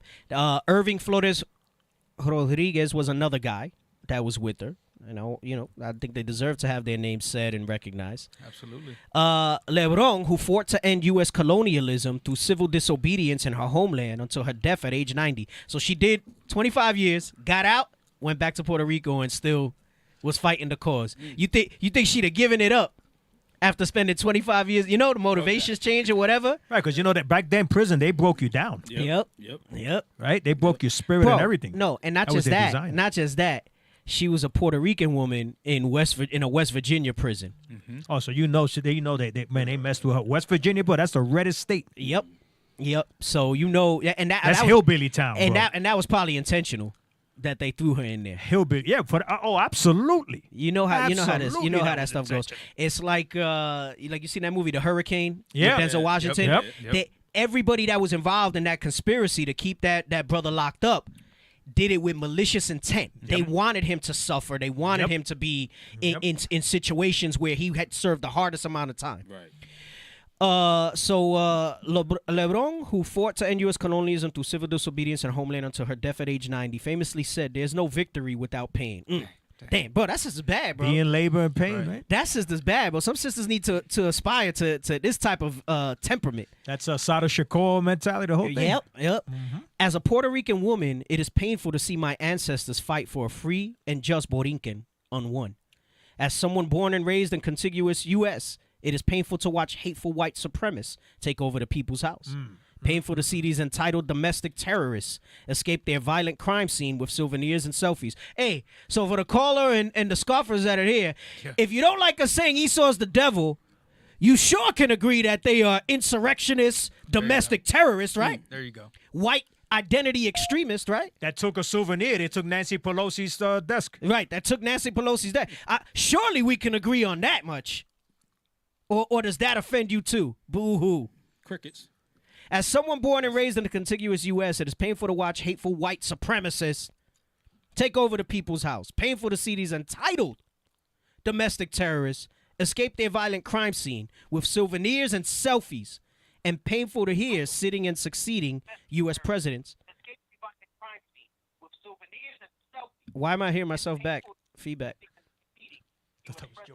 I know, right? It did sound a little Joe Pesci-ish. Goodness gracious. Say, what do you mean I'm funny? What do you mean? I'm funny how? And painful to hear sitting and succeeding U.S. presidents declare, this is not America, when it's the only one I and so many other marginalized racial and ethnic communities have ever known. That's what we know. Right. So for them to say what happened there was not America, just like we said on last week's show, it was very American. We're not going to get to it today. I think I'm going to save that article for Saturday's show. We're going to talk about how what happened there should not surprise anybody. Nope. Because that's America's history. Don't surprise me one bit. It shouldn't surprise anybody. Because People it's saying, okay when they do it. Right. But when we try to just get free, because all we really wanted was freedom, right, back then. Aside from the Bible, that's all we wanted. Just leave and hey, leave us be. Martin Luther King wanted to be accepted. Yep. Right? Yep. But no, they can do this and everything is fine. Yep. Hey, let's read. You got to read that Jeremiah 50:33, that last line in that verse. Yeah. This is why they try to tell you go back home. You guys don't understand what your ancestors really did. They did not want to let us go. That was a farce to say, yeah, go back home. Y'all don't want that. And Y'all don't really want that. And they have not let us go. Okay, read that real quick. The book of Jeremiah, chapter 50 and verse 33. Thus saith the Lord of hosts, the children of Israel and the children of Judah were oppressed together. Brothers and sisters, Northern and Southern Kingdom, Israel and Judah, we went through the same oppression. We brought it out historically over the past few shows, how this scripture was brought to life when they brought African slaves back over here after the migration that we took over here, according to 2nd Ezra's, and how we wound up here to serve captivity together again, right? So in Egypt, we were in captivity together again. In the other captivities, there was some division, right? But then guess what? In these last days, the Most High brought us back together to serve captivity again. And we're still yet this day in our captivity. That's right. Got a call if you want to read it. Circle it, Issachar, so Cap can see it. Yeah, finish this verse. And all that took them captives held them fast. They refused to let them go. Right? It says, and all that took them captives held them fast. They refuse to let us go. Let me finish these last lines in the article here, and then I'll read the thing there. So it says, but today, while heartbroken and angered, I remain unwavered in my belief that a liberated Puerto Rico and an equal and just United States remain struggles worth fighting for. Only she's still buying into the Kool-Aid. She hasn't. Yeah. So you see elements of the sister that wrote this article, right, where there's an awareness, but she hasn't brought stuff into the obedience of Christ. She has to get published. Right. Right. Yeah. Hey, we were able to use it for something. So all praises. So what were they saying? It's just something I had a comment wants to call in to describe something. Oh, there's a comment about the militia in Austin, Texas. All right, so have them call in, identify them, and you could throw them on the air. All right, as long as it's relevant to the topic. So have them call in, identify them, and No, we don't have the producer's doing a lot of things back there. We don't have someone assigned to read the comments. Can you hear us? Yeah. Hello. Call, are you on? Hello? Yeah, we can hear you. Can you hear us? Yes, sir. Yeah, what's your name, brother? And where you calling from? Shalom, this is Brother E from IUIC Los Angeles. All praises. Shalom, brother. Shalom. Yeah, I was actually getting on topic with that. I saw something recently on Netflix that situation that was going down. And basically, they were saying, look, man, if this was, so-called blacks or Hispanics, they would have been gunned down, straight up. And you can see this, like, history repeats itself. Our people really got to wake up, and I'll praise the Most High that, we got our brothers down on the streets bringing out this truth. We ain't with that, like it tells you in the scriptures, we're not of this world. I just constantly keep seeing people just put so much hope in the suppression, and it's sad, but it is what it is. So I'll praise to the Most High. I see Northern Kingdom rising up, and it's good to see you guys bringing out this truth, and just keep pushing. Lord's will, we can keep on, being strong and unite our people, because our people are lost. Got a lot of family that are in Puerto Rico, and they got that white Jesus. That's how bad it is. And that's what's been, destroying our people from centuries. And they see the scriptures, we bring it out, Christ is black. They don't like it. They just say, you know what? Nah, man, nah. Even though we show them the scripts, it just, at the end of the day, Lord's will, I'll praise the Most High. I'm definitely seeing our people grow and grow day by day. And the Lord's will, I'll see you guys again in the Feast of Tabernacle. Lord's will. Yeah, Lord's will, Yes, brother. sir. All praises. Thanks for the call, brother. Thanks for the call and the support. Right. Hey, what he said was spot on. And, we recently had some brothers in Puerto Rico preaching there again. Again, man's goings of the Lord. We had went out there to try to deal with them. It wasn't there was a handful. The word don't go out void.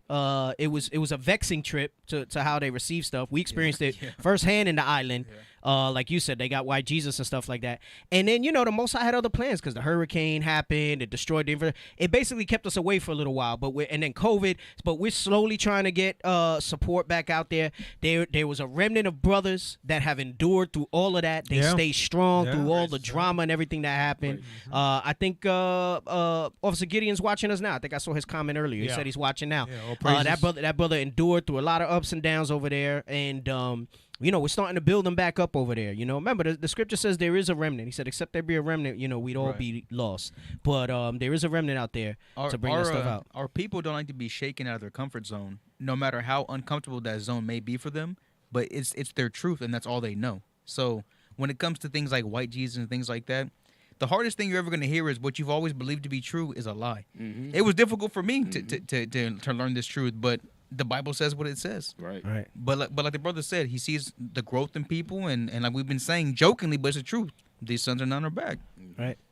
Hey, let's go to the wiki page. Let me read about a little bit about Lolita Lebron. Let's give we'll just read that first beginning part there. 1919. All right. So Lolita Lebron, born November 19th, 1919, died August 1st, 2010. Was a Puerto Rican nationalist who was convicted of attempted murder and other crimes after carrying... She shot in the air, convicted of attempted murder. And other crimes after carrying out an armed attack on the United States Capitol in 1954, which resulted in the wounding of 5 members of the United States Congress. See how they worded that? Mm-hmm. Hey, at best, that's reckless endangerment. Mm-hmm. At best. Yeah. Right. Mm-hmm. At best. Mm-hmm. I was just gonna say it sounds refreshing. You guys stop talking. I went to drink because I figured you guys are talking. You heard the ice right. The condensation was coming down off the bottle. I said, all right, let me not dominate. So let me drink some water so they could talk. That thing sounded frosty. It is quite refreshing. Meanwhile, right. Room temp over here. Nah, man, you got to get the double wall insulation. Okay. Anyway, living that life. Anyway, so it resulted in the wounding of 5 members of the United States Congress. She was released from prison in 1979 after being granted clemency by President Jimmy Carter. Lebron was born and raised in Lares, Puerto Rico, where she joined the Puerto Rican Liberal Party. In her youth, she met Francisco Matos Paoli, a Puerto Rican poet, with whom she had a relationship. In 1941, Lebron migrated to New York City, where she joined the Puerto Rican Nationalist Party, gaining influence within the party's leadership. she had a relationship. She wasn't a lesbian. Right. With a man. She had a relationship with a man. Right. In the early 1950s, the Nationalist Party began a series of revolutionary actions, including the 1950 Hayuya Uprising against American presence on the island. They conducted these attacks to protest the false and misleading claims by the United States government and Luis Muñoz Marin that Puerto Rico would no longer be dominated by the United States. Remember, they said that's false claims.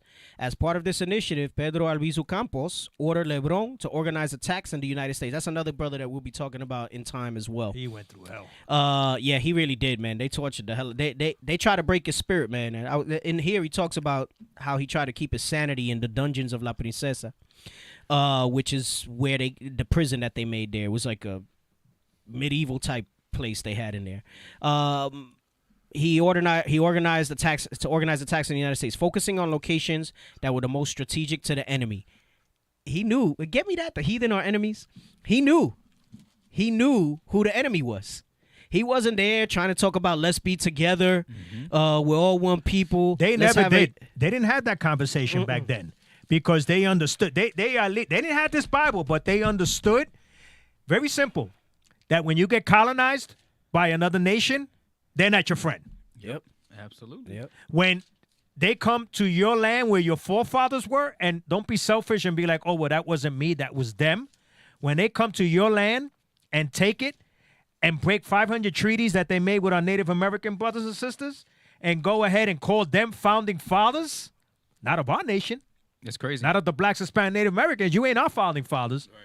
Okay, you are robbers, and Cap brought this out last week, that came and perpetuated the lie that you came under manifest destiny and under God's and through God.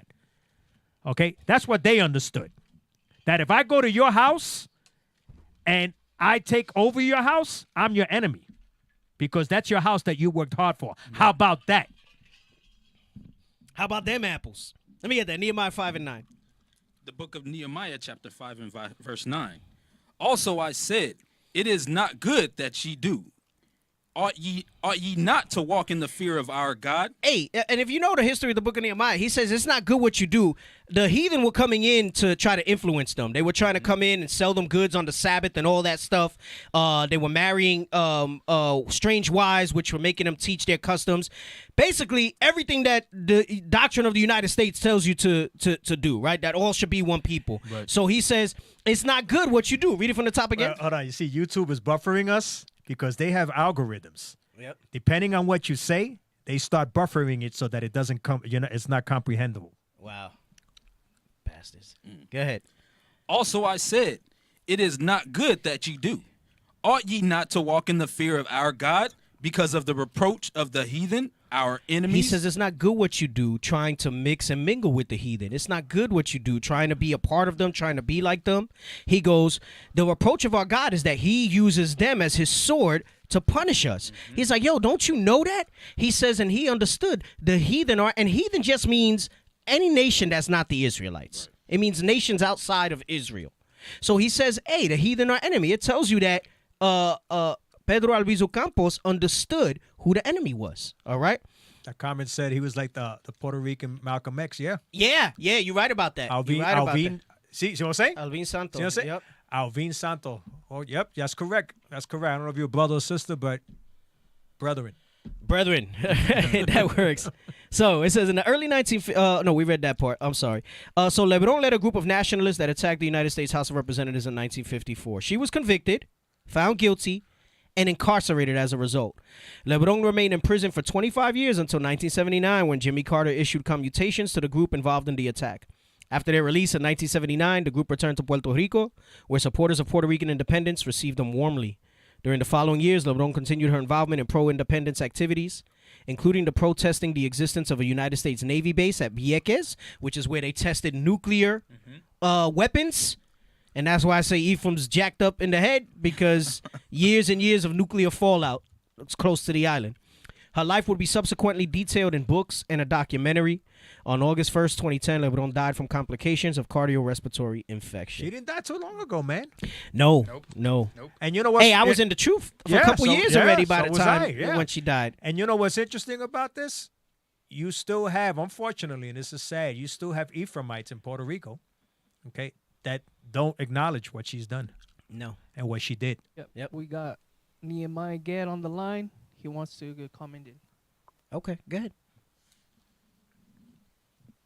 Shalom.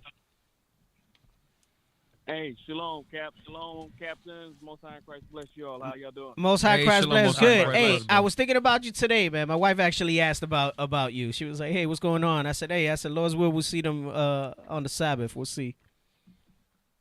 Oh, yes, sir. Yes, sir. Nothing gonna stop us from coming up in there. All right. I'll All let you praises. shut it down again. All praises. Good to hear your voice, brother. Go ahead. All Go ahead praises. with your comments. We was waiting for y'all to come on, and we searched YouTube for saw somewhere some armed militiamen showed up in Austin, Texas, Capitol a day ago, and I thought that was interesting. They basically served notice on, if they take the guns away, like Deacon Yawasop brought out this past Sabbath about the civil liberties basically going away. They take the guns away. That that's not gonna happen. Is what Esau said. Y'all not gonna take our guns away. Well, they're allegedly supposed to be at all 50 capitals of all Right, 50 states right. armed. Yep, that's So- supposedly what they're gonna do. They're saying that they're sending 20,000 National Guard to D.C. You're probably gonna see them activate the National Guard at a lot of these states to be So I at heard the Capitol. they've called up actual reserves. Yeah, aside from the National yeah, Guard. they're activating reserves. Yeah, that's protocol. Because if they're gonna activate that much guard, they're gonna call the reserves to fall back. Like they have their whole layers of how they do stuff, and those of you that were in the military know that stuff. So And they're saying there's 20,000 in D.C. alone. 20,000 in D.C. alone. I mean. Whatever God's will is, it might be a bloody day. It might be some conflict, or maybe nothing, or maybe nothing. Maybe it's pacified. Who knows, right? Maybe it's just fear mongering, so people freak the hell out, and so much stuff going on. People already panic buying in some places already. Hey, maybe there won't even be an inauguration. I don't know. What do I know? I'm nobody. Right? Just an Israelite. Just an Israelite. Right. Right. It's possible. It's possible. Yeah, when I went to work this morning. I said, "So which one of y'all going to the Capitol building?" Oh man. Hey man. Hey, bro. You didn't learn, bro. You didn't learn the last time, bro. Be wise as a serpent and harmless as a dove. You got that Geronimo spirit, bro. See, bro. He just ready. I just want to know. Hey, you know if you see them on CNN, bro. Bro, you already know. Already know. Just like they ask us if we're going to the MLK march. Right. You going to the Million Man March, brother? Hey, good to hear from you, brother. Lord's will, we'll see you on the Sabbath. Thanks for calling in. Thanks for calling in. I tell you, bro. YT's off the chain, bro. Hey, let me jump into the book, and then I'll come back to some articles. I wanted to show the book. All right, show the book. I want to go into a little history to understand, colony. So that you understand why Puerto Rico was even fighting, why Lolita Lebron was even there, why Pedro Albizu Campos, everybody else that we mentioned were even motivated. All right, so this is War Against All Puerto Ricans, Revolution, and Terror in America's Colony. America's Colony. All right, yep. Nelson A. Dennis, like I said, the brother is a Manessa. He's from the tribe of Manessa. Cuban. His father's Cuban. Incidentally, he opens the prologue of the book, and he tells you how they FBI came one day to their apartment in Washington Heights, dragged his father away, and he never saw his father again. They deported him to Cuba. You know how that goes with Cuba. There was no way for him to get back, and he never saw his pops again to this day. Damn. To this day. Oh, not to mention that they just passed that Cuba is now a what are they? Oh, a terror state or something like that. They put sponsors of terrorism. Yeah, they said Cuba sponsors of terrorism. So they put him right. That's not by That's not by accident. Mm-hmm. It's not by accident. Trust me. All praises to the Most High God that He allowed us to go there when we went there to spread this word. Yeah. Hey, you're right. They are buffering us a lot because the brother just responded that he's a brother, not a sister, and that was already almost 10 minutes ago. No. That's how they do. There's certain words that the algorithms are programmed to listen to listen for, and they'll mess up your stream. Let's make it taken down, by the way. He said, but well, what do I know? Last week's was worse, I think. And they're gonna take this down. These guys, man. That's keywords that they put in the algorithms, man. All right, so this is the book, War Against All Puerto Ricans. All right, great book. I don't know if they still have the website up. The website had little excerpts and stuff like that. It's pretty good. I remember I did a camp one time about the Puerto Rican flag. No, the Domino Sugar. Domino Sugar. That was in that one? It was in We this did a radio book. show. Yeah. No, We did it on a radio show, but I had first did it in camp when we went Harlem New camp. York. Yeah, We went Harlem camp, and I brought it out in Harlem camp.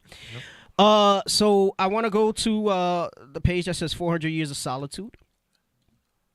I'm just gonna read the first paragraph. You go down a little more. The Hebrew writing again. Yeah, my Hebrew writing. So the King of Tiles was in jail for a serious reason. He was trying to reverse 400 years of history. The King of Tiles was the nickname for Pedro Albizu Campos because they say when he was in prison, the mosquitoes, the scarab beetles, the dungeon they called it where he was, it was so bad that he would basically put these towels and soak it in his own urine to try to get the mosquitoes to not bite him. Yeah. So he would, and to keep himself cool, so he would wrap these towels around his head and he would pace his cell like a certain number of steps. That's a different spirit, man. It was 5 steps each way because it was a small cell, and he would pace it back and forth very methodically so that he can keep his sanity of having some form of routine and stuff in there. So they basically called him the King of Tiles because he was always wrapping those towels around his head. He would put the urine on his skin so that the mosquitoes wouldn't bite him in there. So it says, in the sunsplash paradise of Puerto Rico, you can lie on a beach in the morning, hike through a rainforest during the day, and spend the evening exploring the ancient walls of a colonial city. The white coastal sands glitter like sugar. The water is so pristine that from an airplane, you'll see several shades of turquoise between the shore and the deep blue of the ocean. Through the middle of the land, the Cordillera, blue of the ocean, Cordillera Mountains form a series of misty ridges draped in thick Sierra palm and pine forests, whose foothills taper gracefully into the Caribbean. Over 1,000 silver streams and rivulets gush down the mountains and rush headlong into the sea. I wrote Genesis 49:25 there because it talks about blessings from the deep and stuff as the prophecy. We don't need to go there right now, just for time's sake. But I just wanted to show you the intro because that was part of the blessings for Ephraim when he read that popped into my head. Let's jump to page 12. Good. It says, the highlighted area says, the entire island is volcanic and its soil is very rich.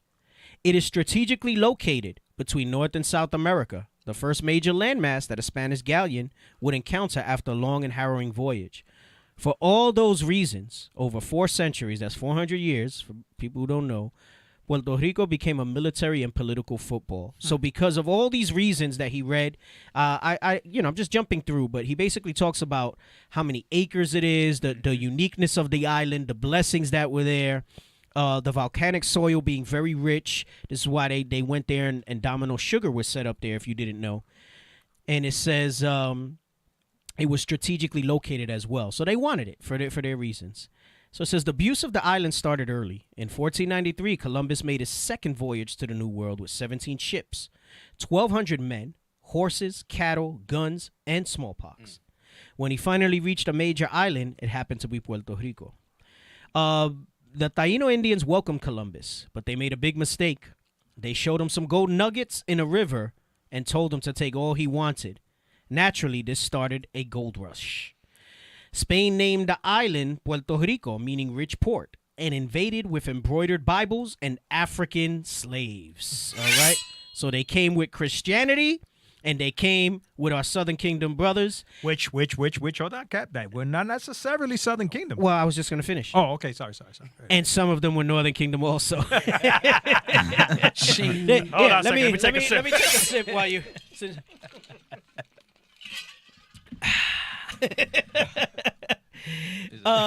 we're all doing it. Right. We've brought that out on the show, right? You can't see African and assume that it was just Southern Kingdom. But going into that Jeremiah 50:33, it basically united the tribes again to serve captivity together. That's right. They enslaved the Taínos as well. Here's another one. They enslaved the Taínos as well, for people who think Northern Kingdom was not in slavery.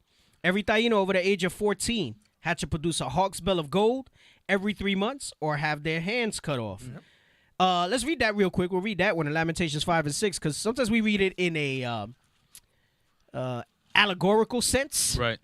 Right, where we say giving their hand meant giving up their authority and power, but it also means literally giving their hand. Go ahead, read that.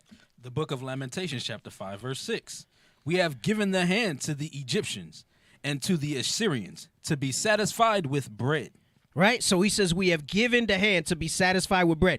Here it just told you, it said if you did not produce a hawk's bell of gold every 3 months, you would have your hand cut off. They literally gave their hands. There's a book, Bartolome de las Casas, where he depicts in drawings the atrocities that they were doing to our people here in the islands. There's a bunch of hands on the table. Yep, bunch of hands on the table. Let's see if I want to jump. So I'm gonna jump down. So it says that some of them saw them as gods. So I'm gonna until you had another Urayoan. I'm not sure if I'm saying that right. Remember, it's not Spanish. It should be a native dialect. So it says in 1511 he was frustrated, so he got tired and conducted a little experiment. He said, "These guys ain't immortal." He said, "Surely these guys ain't gods." He says, so he told a lonely Spaniard named Diego Salcedo that a lake filled with virgins was waiting for him. Diego dashed right over, but met a lake full of Taino warriors instead. After they drowned him, Urayoan watched and poked and smelled the body for 3 days.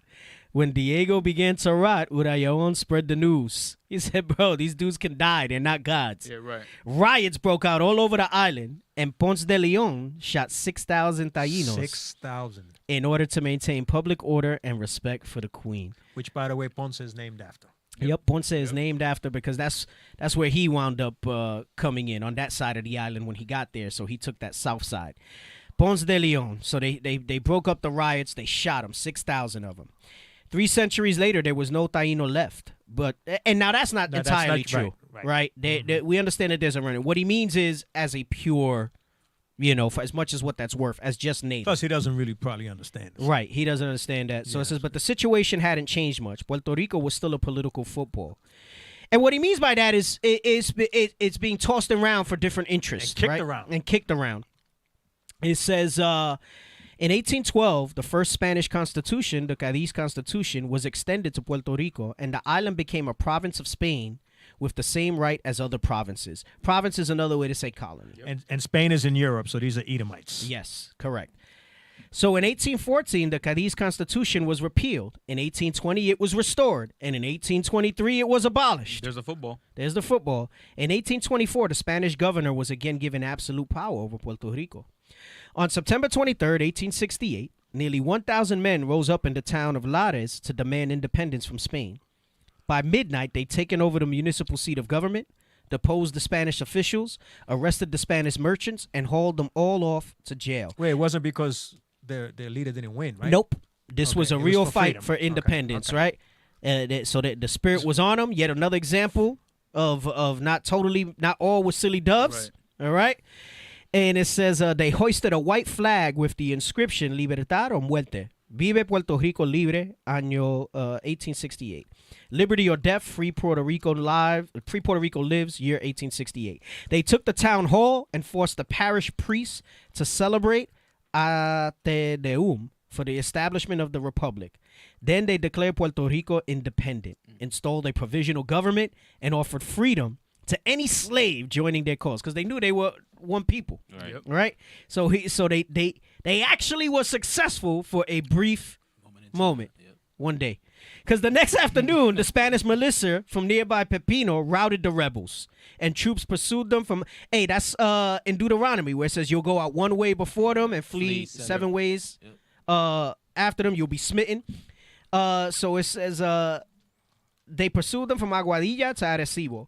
El Grito de Lares had ended. So that's the history. You might hear about historically El Grito de Lares. That was El Grito de Lares. And as a matter of fact, when we went to see the professor, he said right over the hills of the university, that's where it happened. That's where it happened. Okay. And he said in response to it, however, a liberal constitution was adopted in 1869, which restored Spanish citizenship. I'm sorry, I lost my place because something popped up on here. I don't want it to restart my computer. Let me hit later tonight. Which restored Spanish citizenship to Puerto Rico. So you see how they pacified them? Yep. Here, okay, now you're citizens. That sounds like America. It sure does. As well as the right to representation in the Cortes Generales, the Spanish parliament. So I wrote a little note there. I said it lulled them to sleep. Because they said, okay, you're going to have representation in parliament. That's my Hebrew writing. I said it gave them representation in parliament. And they made them Spanish citizens. So they pacified them. They say here, much like they do today. A gift destroys the whole. Right. So they put Sotomayor on the Supreme Court. They put Alexandria Ocasio-Cortez in Congress. Clarence Thomas in the Supreme Court. Clarence Thomas there, and you feel like something. They put Obama in office, and you feel like something is happening, right? So it lulls you to sleep. So it says that was for 30 years. So 30 years later, in 1897, the Spanish Prime Minister signed the Carta de Autonomía, the Charter of Autonomy, which granted Puerto Rico the right to its own legislature, constitution, tariffs, monetary system, treasury, judiciary, and international borders. After 400 years of colonial rule. You know why I highlighted 400 years? Because for 400 years... Yep. Because, right, you hear Southern Kingdom say, you didn't serve captivity 400 because for 400 years, we were enslaved. Hey, and you know what makes no doggone sense out of that? You gave me autonomy from the land that was mine to begin with. Ain't that a bitch? I'm sorry, I got to say it. You gave me autonomy, gave me a legislature on my land. from my land. That means, no. Let's put this in perspective. Someone goes to your house, lives there for like 400 years or forever, you know what I'm saying, right? And then says, you know what, you can have it back, and everything's yours again. Ain't that some shit? I'll tell you, definitely is. Right, when you put it like that, right? It's stupidity. It's on our end. It's stupidity for us to understand. You can sleep back on your bed again. It's sickness. It's sickness. Someone said, end of class at midnight, Cap. All this buffering and 2 hours teaching turns to 3. Damn. They buffering the hell out of us, right? Because their algorithms monitoring us now, right? Oh, especially now with everything going on, man. That's all the rhythms are going bananas, bro.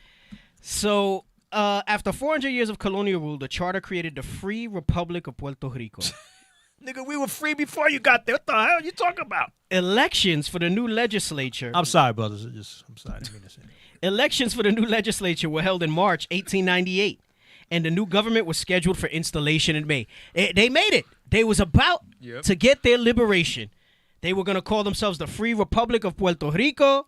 They had everything ready, right? They were going to install the government in May and hand off power. And then May 12th hit. And then on May 12th, damn, bro. Then they cannon blast awakened everyone in San Juan as 12 U.S. battleships, destroyers, and torpedo boats bombarded the city for 3 hours. Against a people that did not even have nowhere near anything that could destroy that. Turning the sky black with cannon smoke. Homes were hit, streets were torn. El Morro Lighthouse and La Iglesia de San Jose, a 16th century church, were shelled repeatedly. The governor ran to Fort San Felipe del Morro to defend the island with 3 Ordóñez cannons. But San Juan became a ghost town as 30,000 residents fled the city, the world shattering all around them. The Spanish-American War, declared by the United States on April 25th, had arrived in Puerto Rico. And let me tell you something. They'll tell you so many reasons why they started that war. The reason was Israel, because they wound up coming to Puerto Rico and taking hold over there. All right? Because Esau's the devil. Esau was the devil. And it also goes to show that Esau hates themselves, because all it was Esau fighting against Esau. Because make no mistake about it, you Northern Kingdom, his so-called Hispanic brothers and sisters, Spain is in Europe.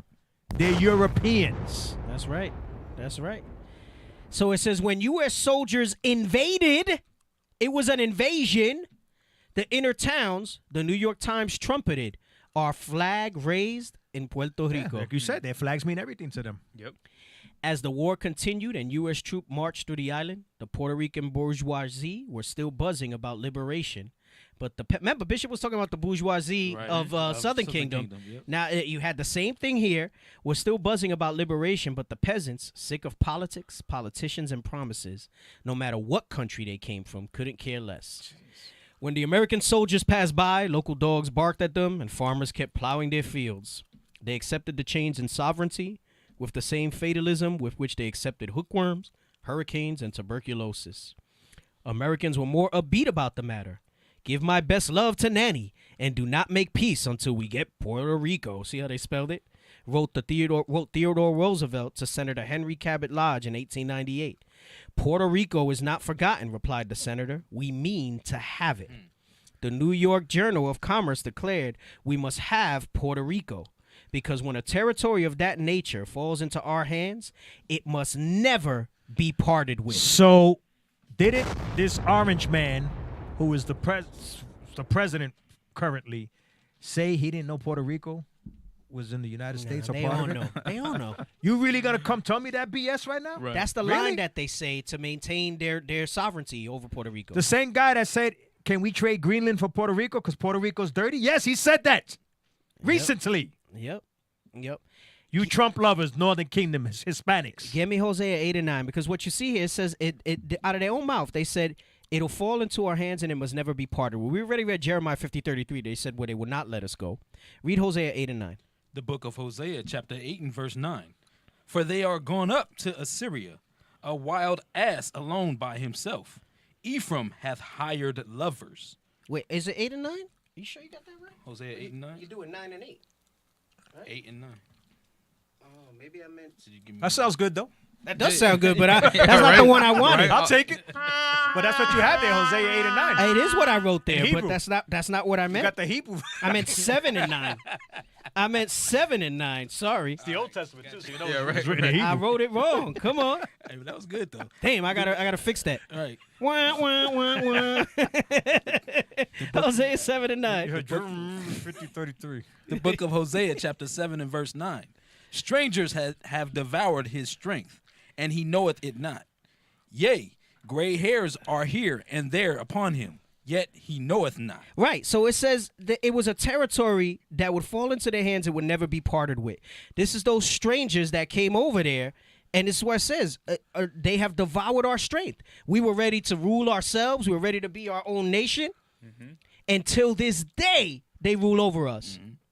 And they're trying to vote for independence. And they're saying, even Trump was saying at the time that even if the vote went through, Congress would still have to ratify it, and Congress won't ratify it. So even if the island voted yes to be a state, instead of independence, they're saying Congress would have to ratify it.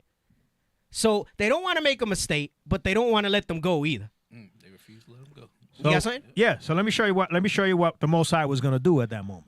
Okay, give me Deuteronomy 28 and 1. This is what this. Someone se para el carajo con el trompón. Papá ya está matando.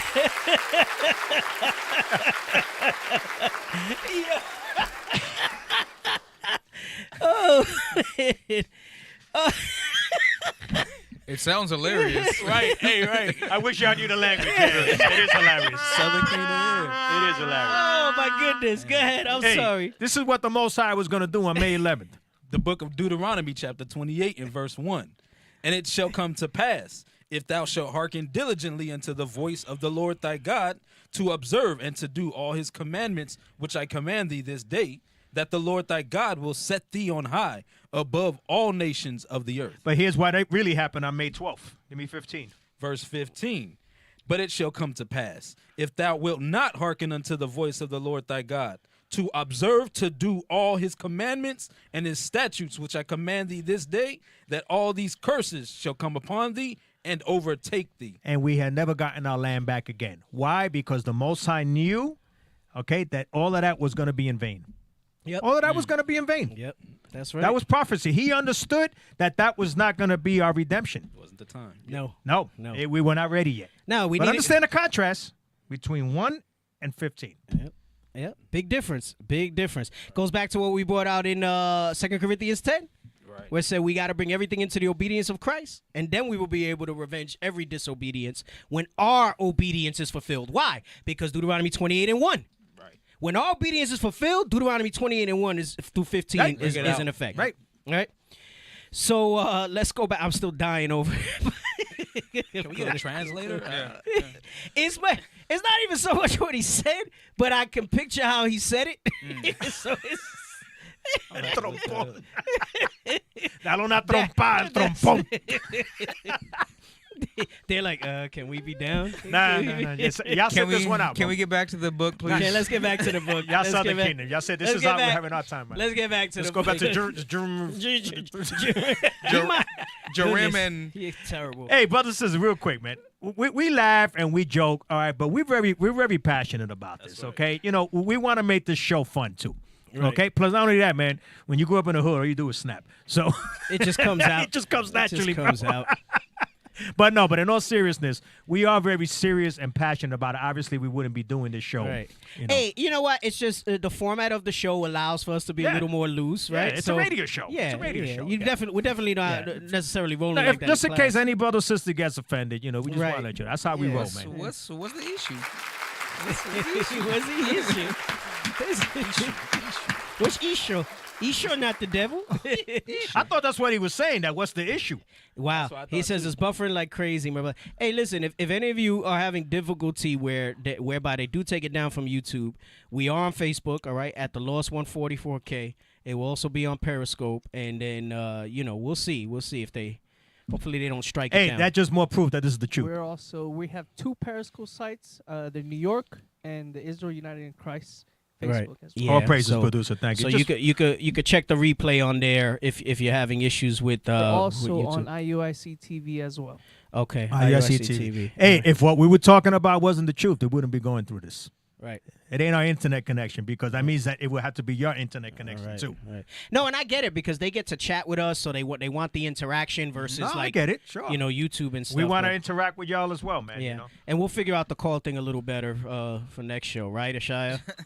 So it says the New York Times noted the commercial value of Puerto Rico. So you see their motivations, the commercial value, and the wisdom of taking and keeping it for all time.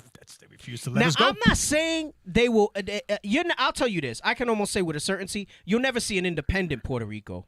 You will probably see it potentially become a state, which is the same thing of ownership. And even then, because they've been trying that for a lot of years. Well, man. like I said, they said Congress got to ratify it. So even if the island votes for it, Congress got to ratify it. Maybe to the Democratic House and Senate. Yeah, I don't know. But independence, no, you're not gonna get that. Oh, you know hell what? no. We're too jacked up to be independent. Independent, and here's $105 billion tax bill that you owe us. Well, they can't do that unless they take the Jones Act away. Right. Just with the Jones Act alone, we'll never be able to be independent. Y'all look that up, the Jones Act. See how horrible, why Puerto Rico's where it's at today. So it says, according to the Times, it was a charming winter resort, a fine naval station with a commanding position between two continents, and an island well worth having, letting you know what their motivations were. In language akin to that of Rudyard Kipling's The White Man's Burden, the Times concluded, we need it as a station in the great American archipelago. We are not pledged to give Puerto Rico independence. It would be much better for her to come at once under the beneficent sway of these United States than to engage in doubtful experiments at self-government. And there's no reason to believe that her people would prefer it. So he basically said that they ain't going to get it. There's no reason. We're doing them a favor. We're helping them out.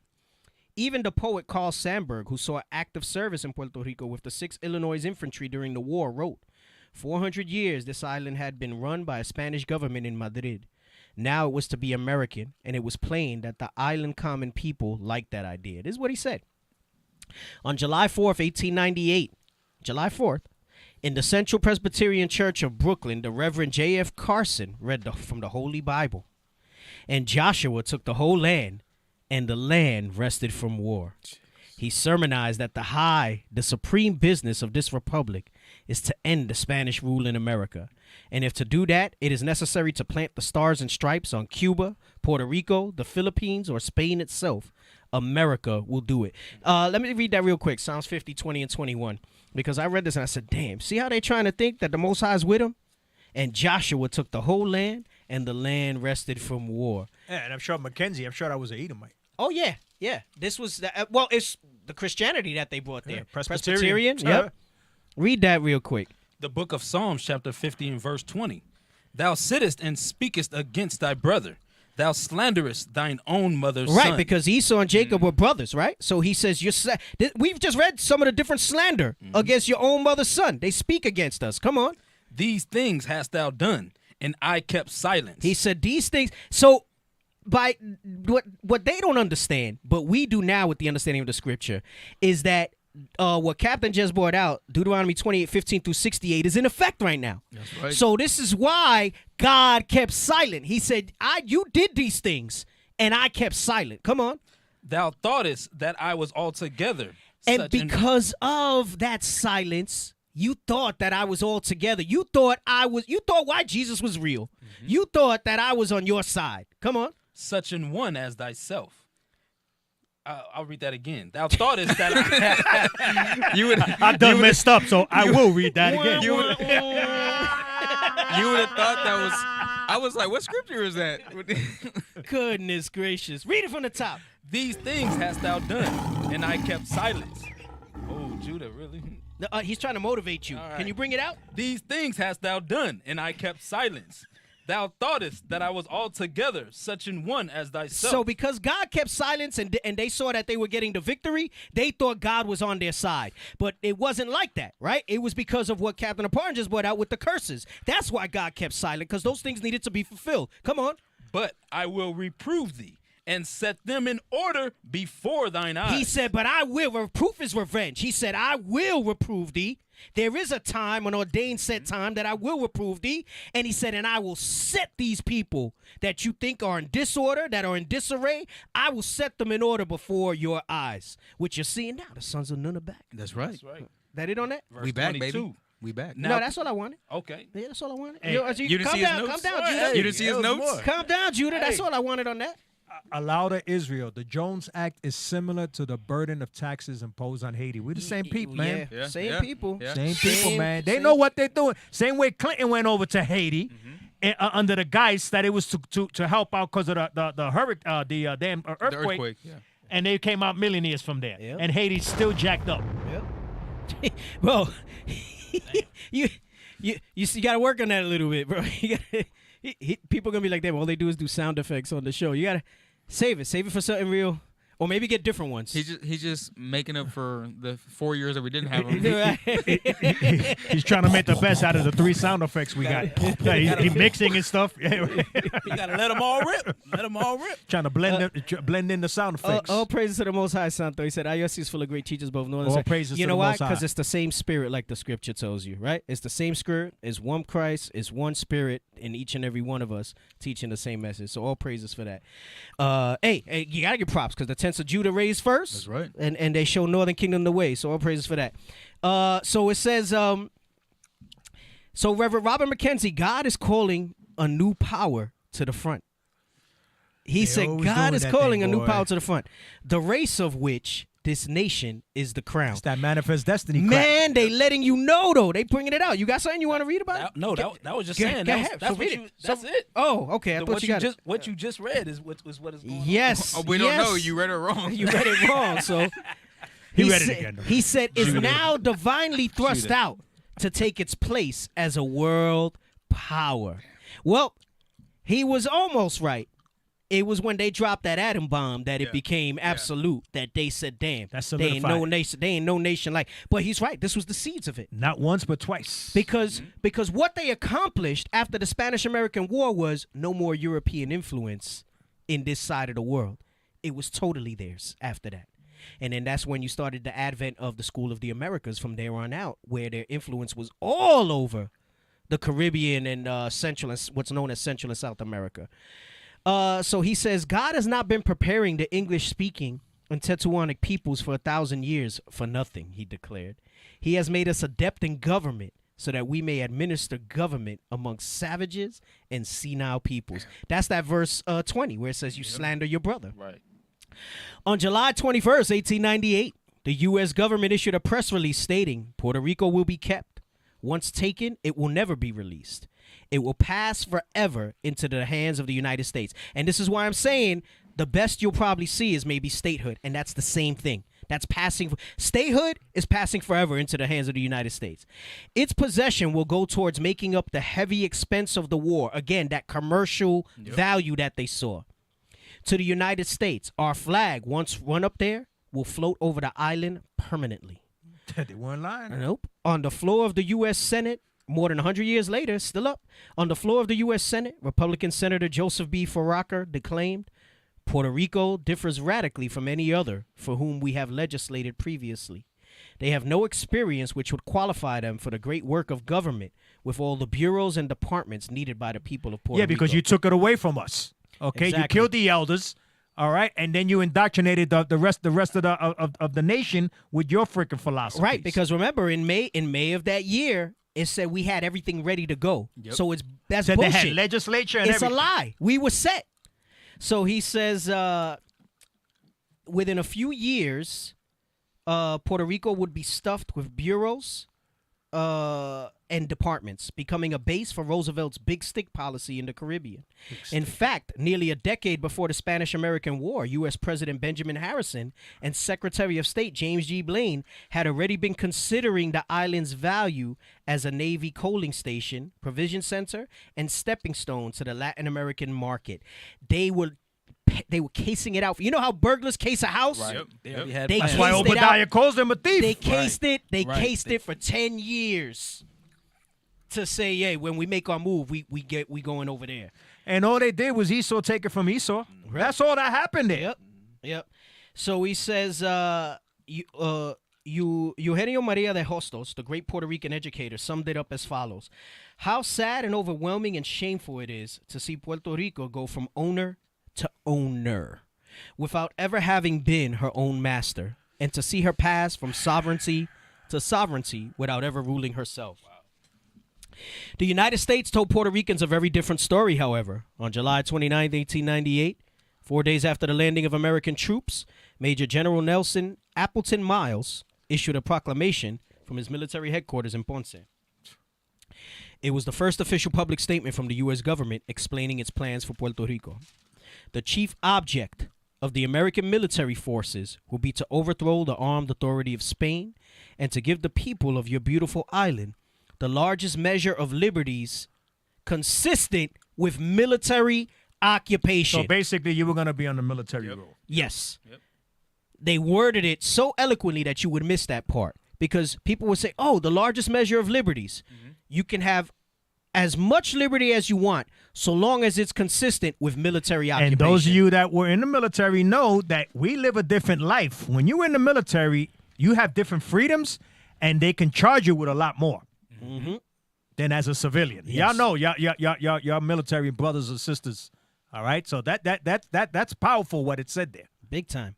"We have not come to make war against the people of a country that for centuries has been oppressed." They knew it. Boy, that's that words are smoother than butter, boy. "But on the contrary, to bring you protection." Yeah, we didn't need your but not only to yourselves, but to your property, to promote your prosperity, to bestow upon you the immunities and blessings of the liberal institutions of our government, and to give the advantages and blessings of enlightened civilization. Hey, that caller that call right now, he crying when he heard that. That's the devil. Okay, he crying right now because you see, they're for us. Right. To promote your prosperity. Hey, brother, you got issues. So then why the hell is Puerto Rico jacked up the way it is now with all its financial burdens and debts that they can never be let go if their aim was to promote our prosperity? How come after the hurricane all we got was Trump throwing paper towels like he was shooting Jays? We need a net. How come it took them forever to give us to send us money and food? Yep. I quoted Isaiah 32:5 there because it talks about the liberal being vile. We're not going to read it just for time's sake. I'm trying to get through this. So it says, okay, you guys looking at my Hebrew? Adiela's not around to like write your notes for you in your books? Gosh. Listen, man, I type, but I type real good, all right? I type real Daddy good. Does. You do. Daddy does. All your hair, you do. All your hair. I can't write well, but I type good. Yeah. This enlightened civilization held some firm views about their neighbors. On February 22nd, 1899, the New York Times ran an article headlined "Americanizing Puerto Rico." That's all you need to know.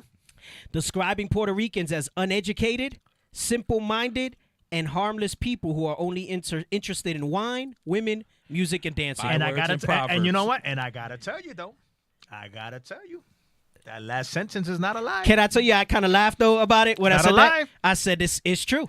Okay, because you know what? Because that was me. Are people that are not about anything? That's all they interested in: wine, women, music, and dancing. That was me. Before the Most High called me, that was me. Absolutely. That was me. Wine, women, music, and dancing. Titus 3 and 3. Right? Yeah. But they help propagate that stereotype. Yeah, for sure. Well, remember, there's some truth to stereotype, right? But like you said, they used it in a way because you know what? There's nothing wrong with wine according to the scriptures. Right. The women thing, you married. You know what I mean? That's it. One woman, one man, right? Music and dancing, our forefathers danced, and we created music. Right. But remember, you read first part. we read up above. They said they were going to bring the blessings of their liberal institution. So it didn't stay in righteousness. It became lewd. Right. It became vile type Because of they're behavior. lewd and vile to Esau. Exactly.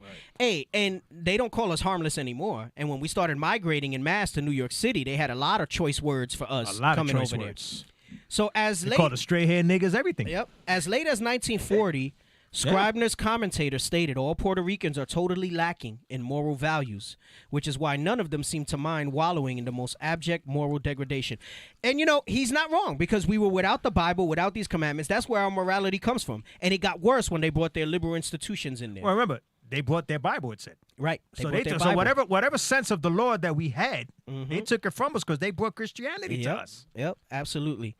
So he says, in 1948, popular writers were still ranting that Puerto Ricans are not born to be New Yorkers.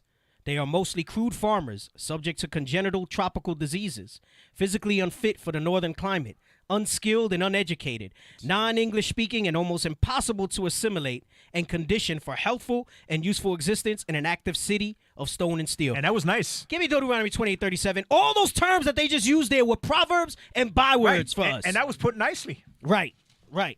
The book of Deuteronomy, chapter 28 and verse 37. And thou shalt become an astonishment, a proverb and a byword among all nations, whither the Lord shall lead thee. Right, so you see that right there. We read a bunch of them up until this point, but just right here, he called us unskilled, uneducated, non-English speaking. That sounds like Make America Great Again. That's exactly what that sounds That's like. exactly what it's like. In all these years, none of that has changed. None of them is right. None of them, and these were Christians supposedly saying this, right? Because in your mind, Christians are all right. All of them.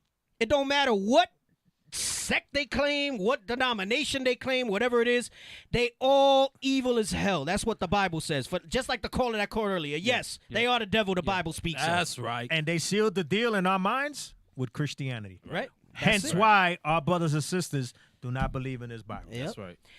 So it says the most colorful and color-conscious opinions were voiced by the southern wing of the Democratic Party. You love that party. You love that Democratic Party. You love you some Biden. Puerto Ricans. You love some Biden. You love some Kamala. You love some Kamala Harris. Listen what the southern wing of the Democratic Party had to say. Here are some choice words on the floor of the U.S. Senate from Senator William B. Bate, who had served as a major general in the Confederate Army. Democrat from Tennessee, and he served in the Confederate Army. Yep. No love. No love. No love. Double no love. He says, what is to become of the Philippines and Puerto Rico? Are they to become states with representation here from those countries? From that heterogeneous mass of mongrels that make up their citizenship? He called us dirty dogs. That's what he called you. He said that is objectionable to the people of this country, as it ought to be. And they will call a halt to it before it's done. In this hallowed hall of democracy that they talk, this is where he said that. This is where he brought that out. Hey, Southern Kingdom, we got called many names too, as you can see. Right. Many, many names. The same exact names, just differently. Right. He says Jefferson was the greatest expansionist. Yes, your revered Thomas Jefferson that had many slaves. Was all about conquering, was all about colonizing. But neither his example nor his precedent affords any justification for expansion over territory in distant seas, over peoples incapable of self-government. Who the hell are you to say that? Over religions hostile to Christianity. Because we weren't standing up for this. The hostile to Christianity was Santeria. Yep. That was all that stuff and that brujeria, Santeria that we were voodoo. into. Yeah, voodoo, basically. That's voodoo. Black Those magic. are Spanish ways to say voodoo. So he says, and over savages addicted to headhunting and cannibalism, as some of these islanders are. Well, guess what?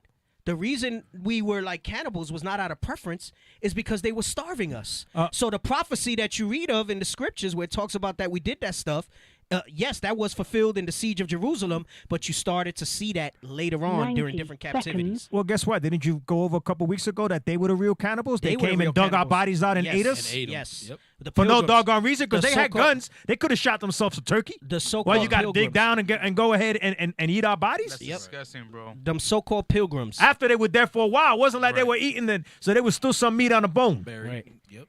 The national perception was clear. Puerto Ricans were ignorant, uncivilized, morally bankrupt. Morally bankrupt. That's heavy right there. And you know, and it's not wrong. Seconds. We were morally bankrupt because we were without that obedience to Christ, like we brought out, and utterly incapable of self-rule. And you want to know what that tells me? I see that as a dog whistle that they knew we were the Israelites, and they were letting us know. Because remember, again, Jude 5, if they're not doing what their God's will is, we can overcome them. Well, the scripture says that they hiss at us, right? They hiss. They That's hiss what at they us. were doing right there. The U.S. would protect them, tame their savagery, manage their property, and deliver them from 400 years of solitude. And they weren't property managers. All right, they took our property. That's what that took means. It. They took it. Right. These are the good white Christians. That's a misnomer if there ever was one. There are no good white Christians. I did want to bring one more thing out before we wrap. I know because we started a little bit late, so I want to bring it out. Let me go to the 10 seconds. The video with AOC. We'll just do the video piece. We can save the article for the Saturday show. Pull that up real quick. Man, she looking jacked lately. All right, and it's only like a minute and change, under 2 minutes. Let's play that.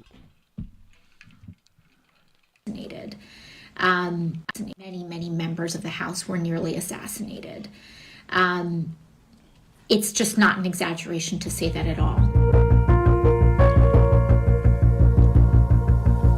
Politics messes you up. Oh, they would have lynched the hell out of her. Oh, huh? They're dying to get her. A pretty traumatizing event happened to me. And I do not know if I can even disclose the full details of that event due to security concerns. They were looking for her. But I can tell you that I had a very close encounter where I thought I was going to die. Republicans will downplay this, though.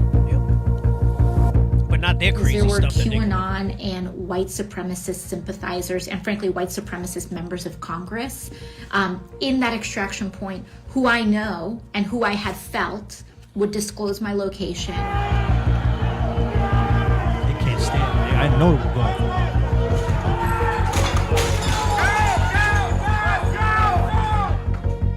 MAGA hats. And watch, I'm going to show you what she said was true.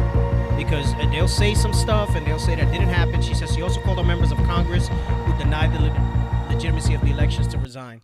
She sometimes says some good stuff, but she got that liberal agenda in her head too. Well, she believes she's a Democrat. She believes in that. Yeah, she believes in She that. believes in the system. That's her religion, right? We brought that out on the show before. Yeah. Politics is religion to them.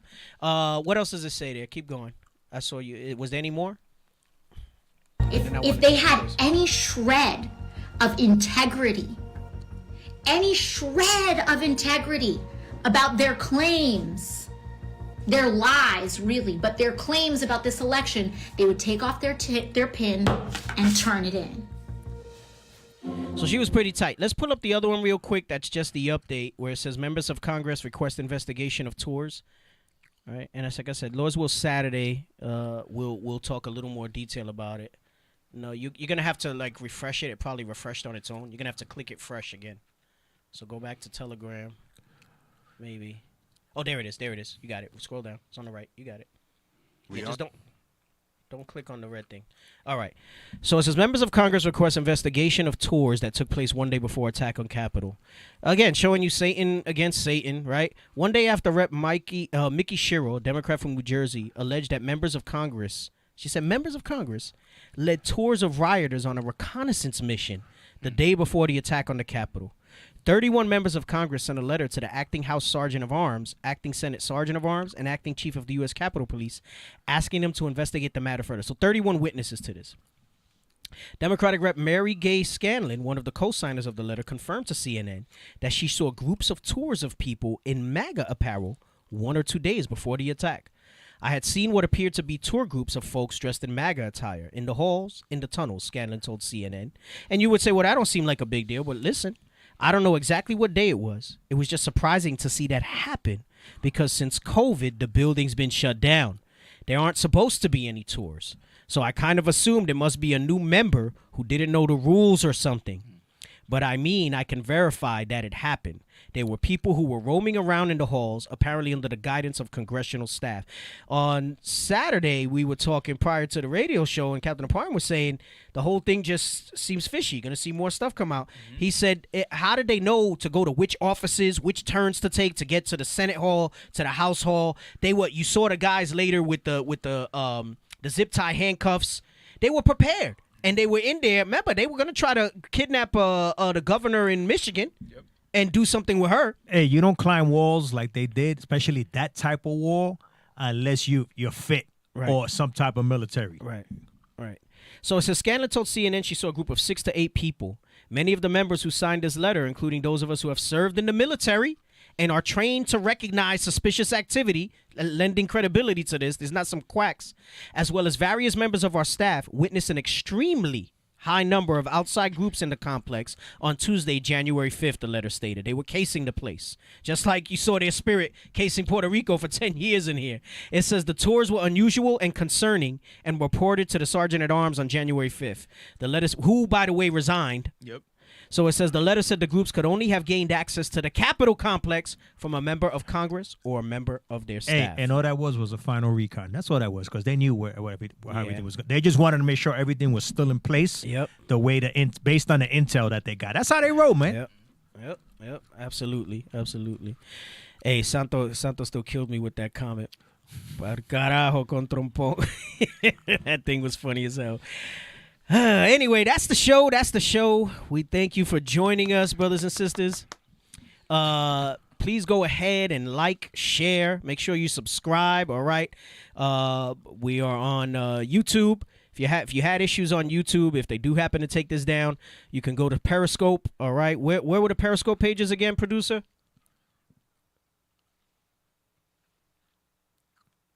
Gosh. We got to fix this thing. On New York and on New York and what else? IUIC TV. IUIC. Oh, he said, yeah, you can see it on IUIC TV. Also on Facebook, on the Power Hour, right, at the Lost 144K. You can check us out on there as well. All right. Lawsville, we're on every Wednesday. All right. Unless it's a high holy day or something going on like that. We are on at 9 p.m. Eastern presently. It'll be 7 p.m. Arizona time. That's 6 p.m. Pacific. All right. We appreciate the support. Continue to like, share, spread the word. All right. And with that, we say shalom. Shalom. Lego. Israel is back. We back. Israel is back. We got back. the nations running scared because Israel is back. All lies on us because we keeping them laws. When the Lord return, Babylon will fall. Precepts solid. We got them on lock. God's chosen people with Christ as our rock. Israel is back. We back. Israel is back. We back. You heathen, get ready for our whip to crack.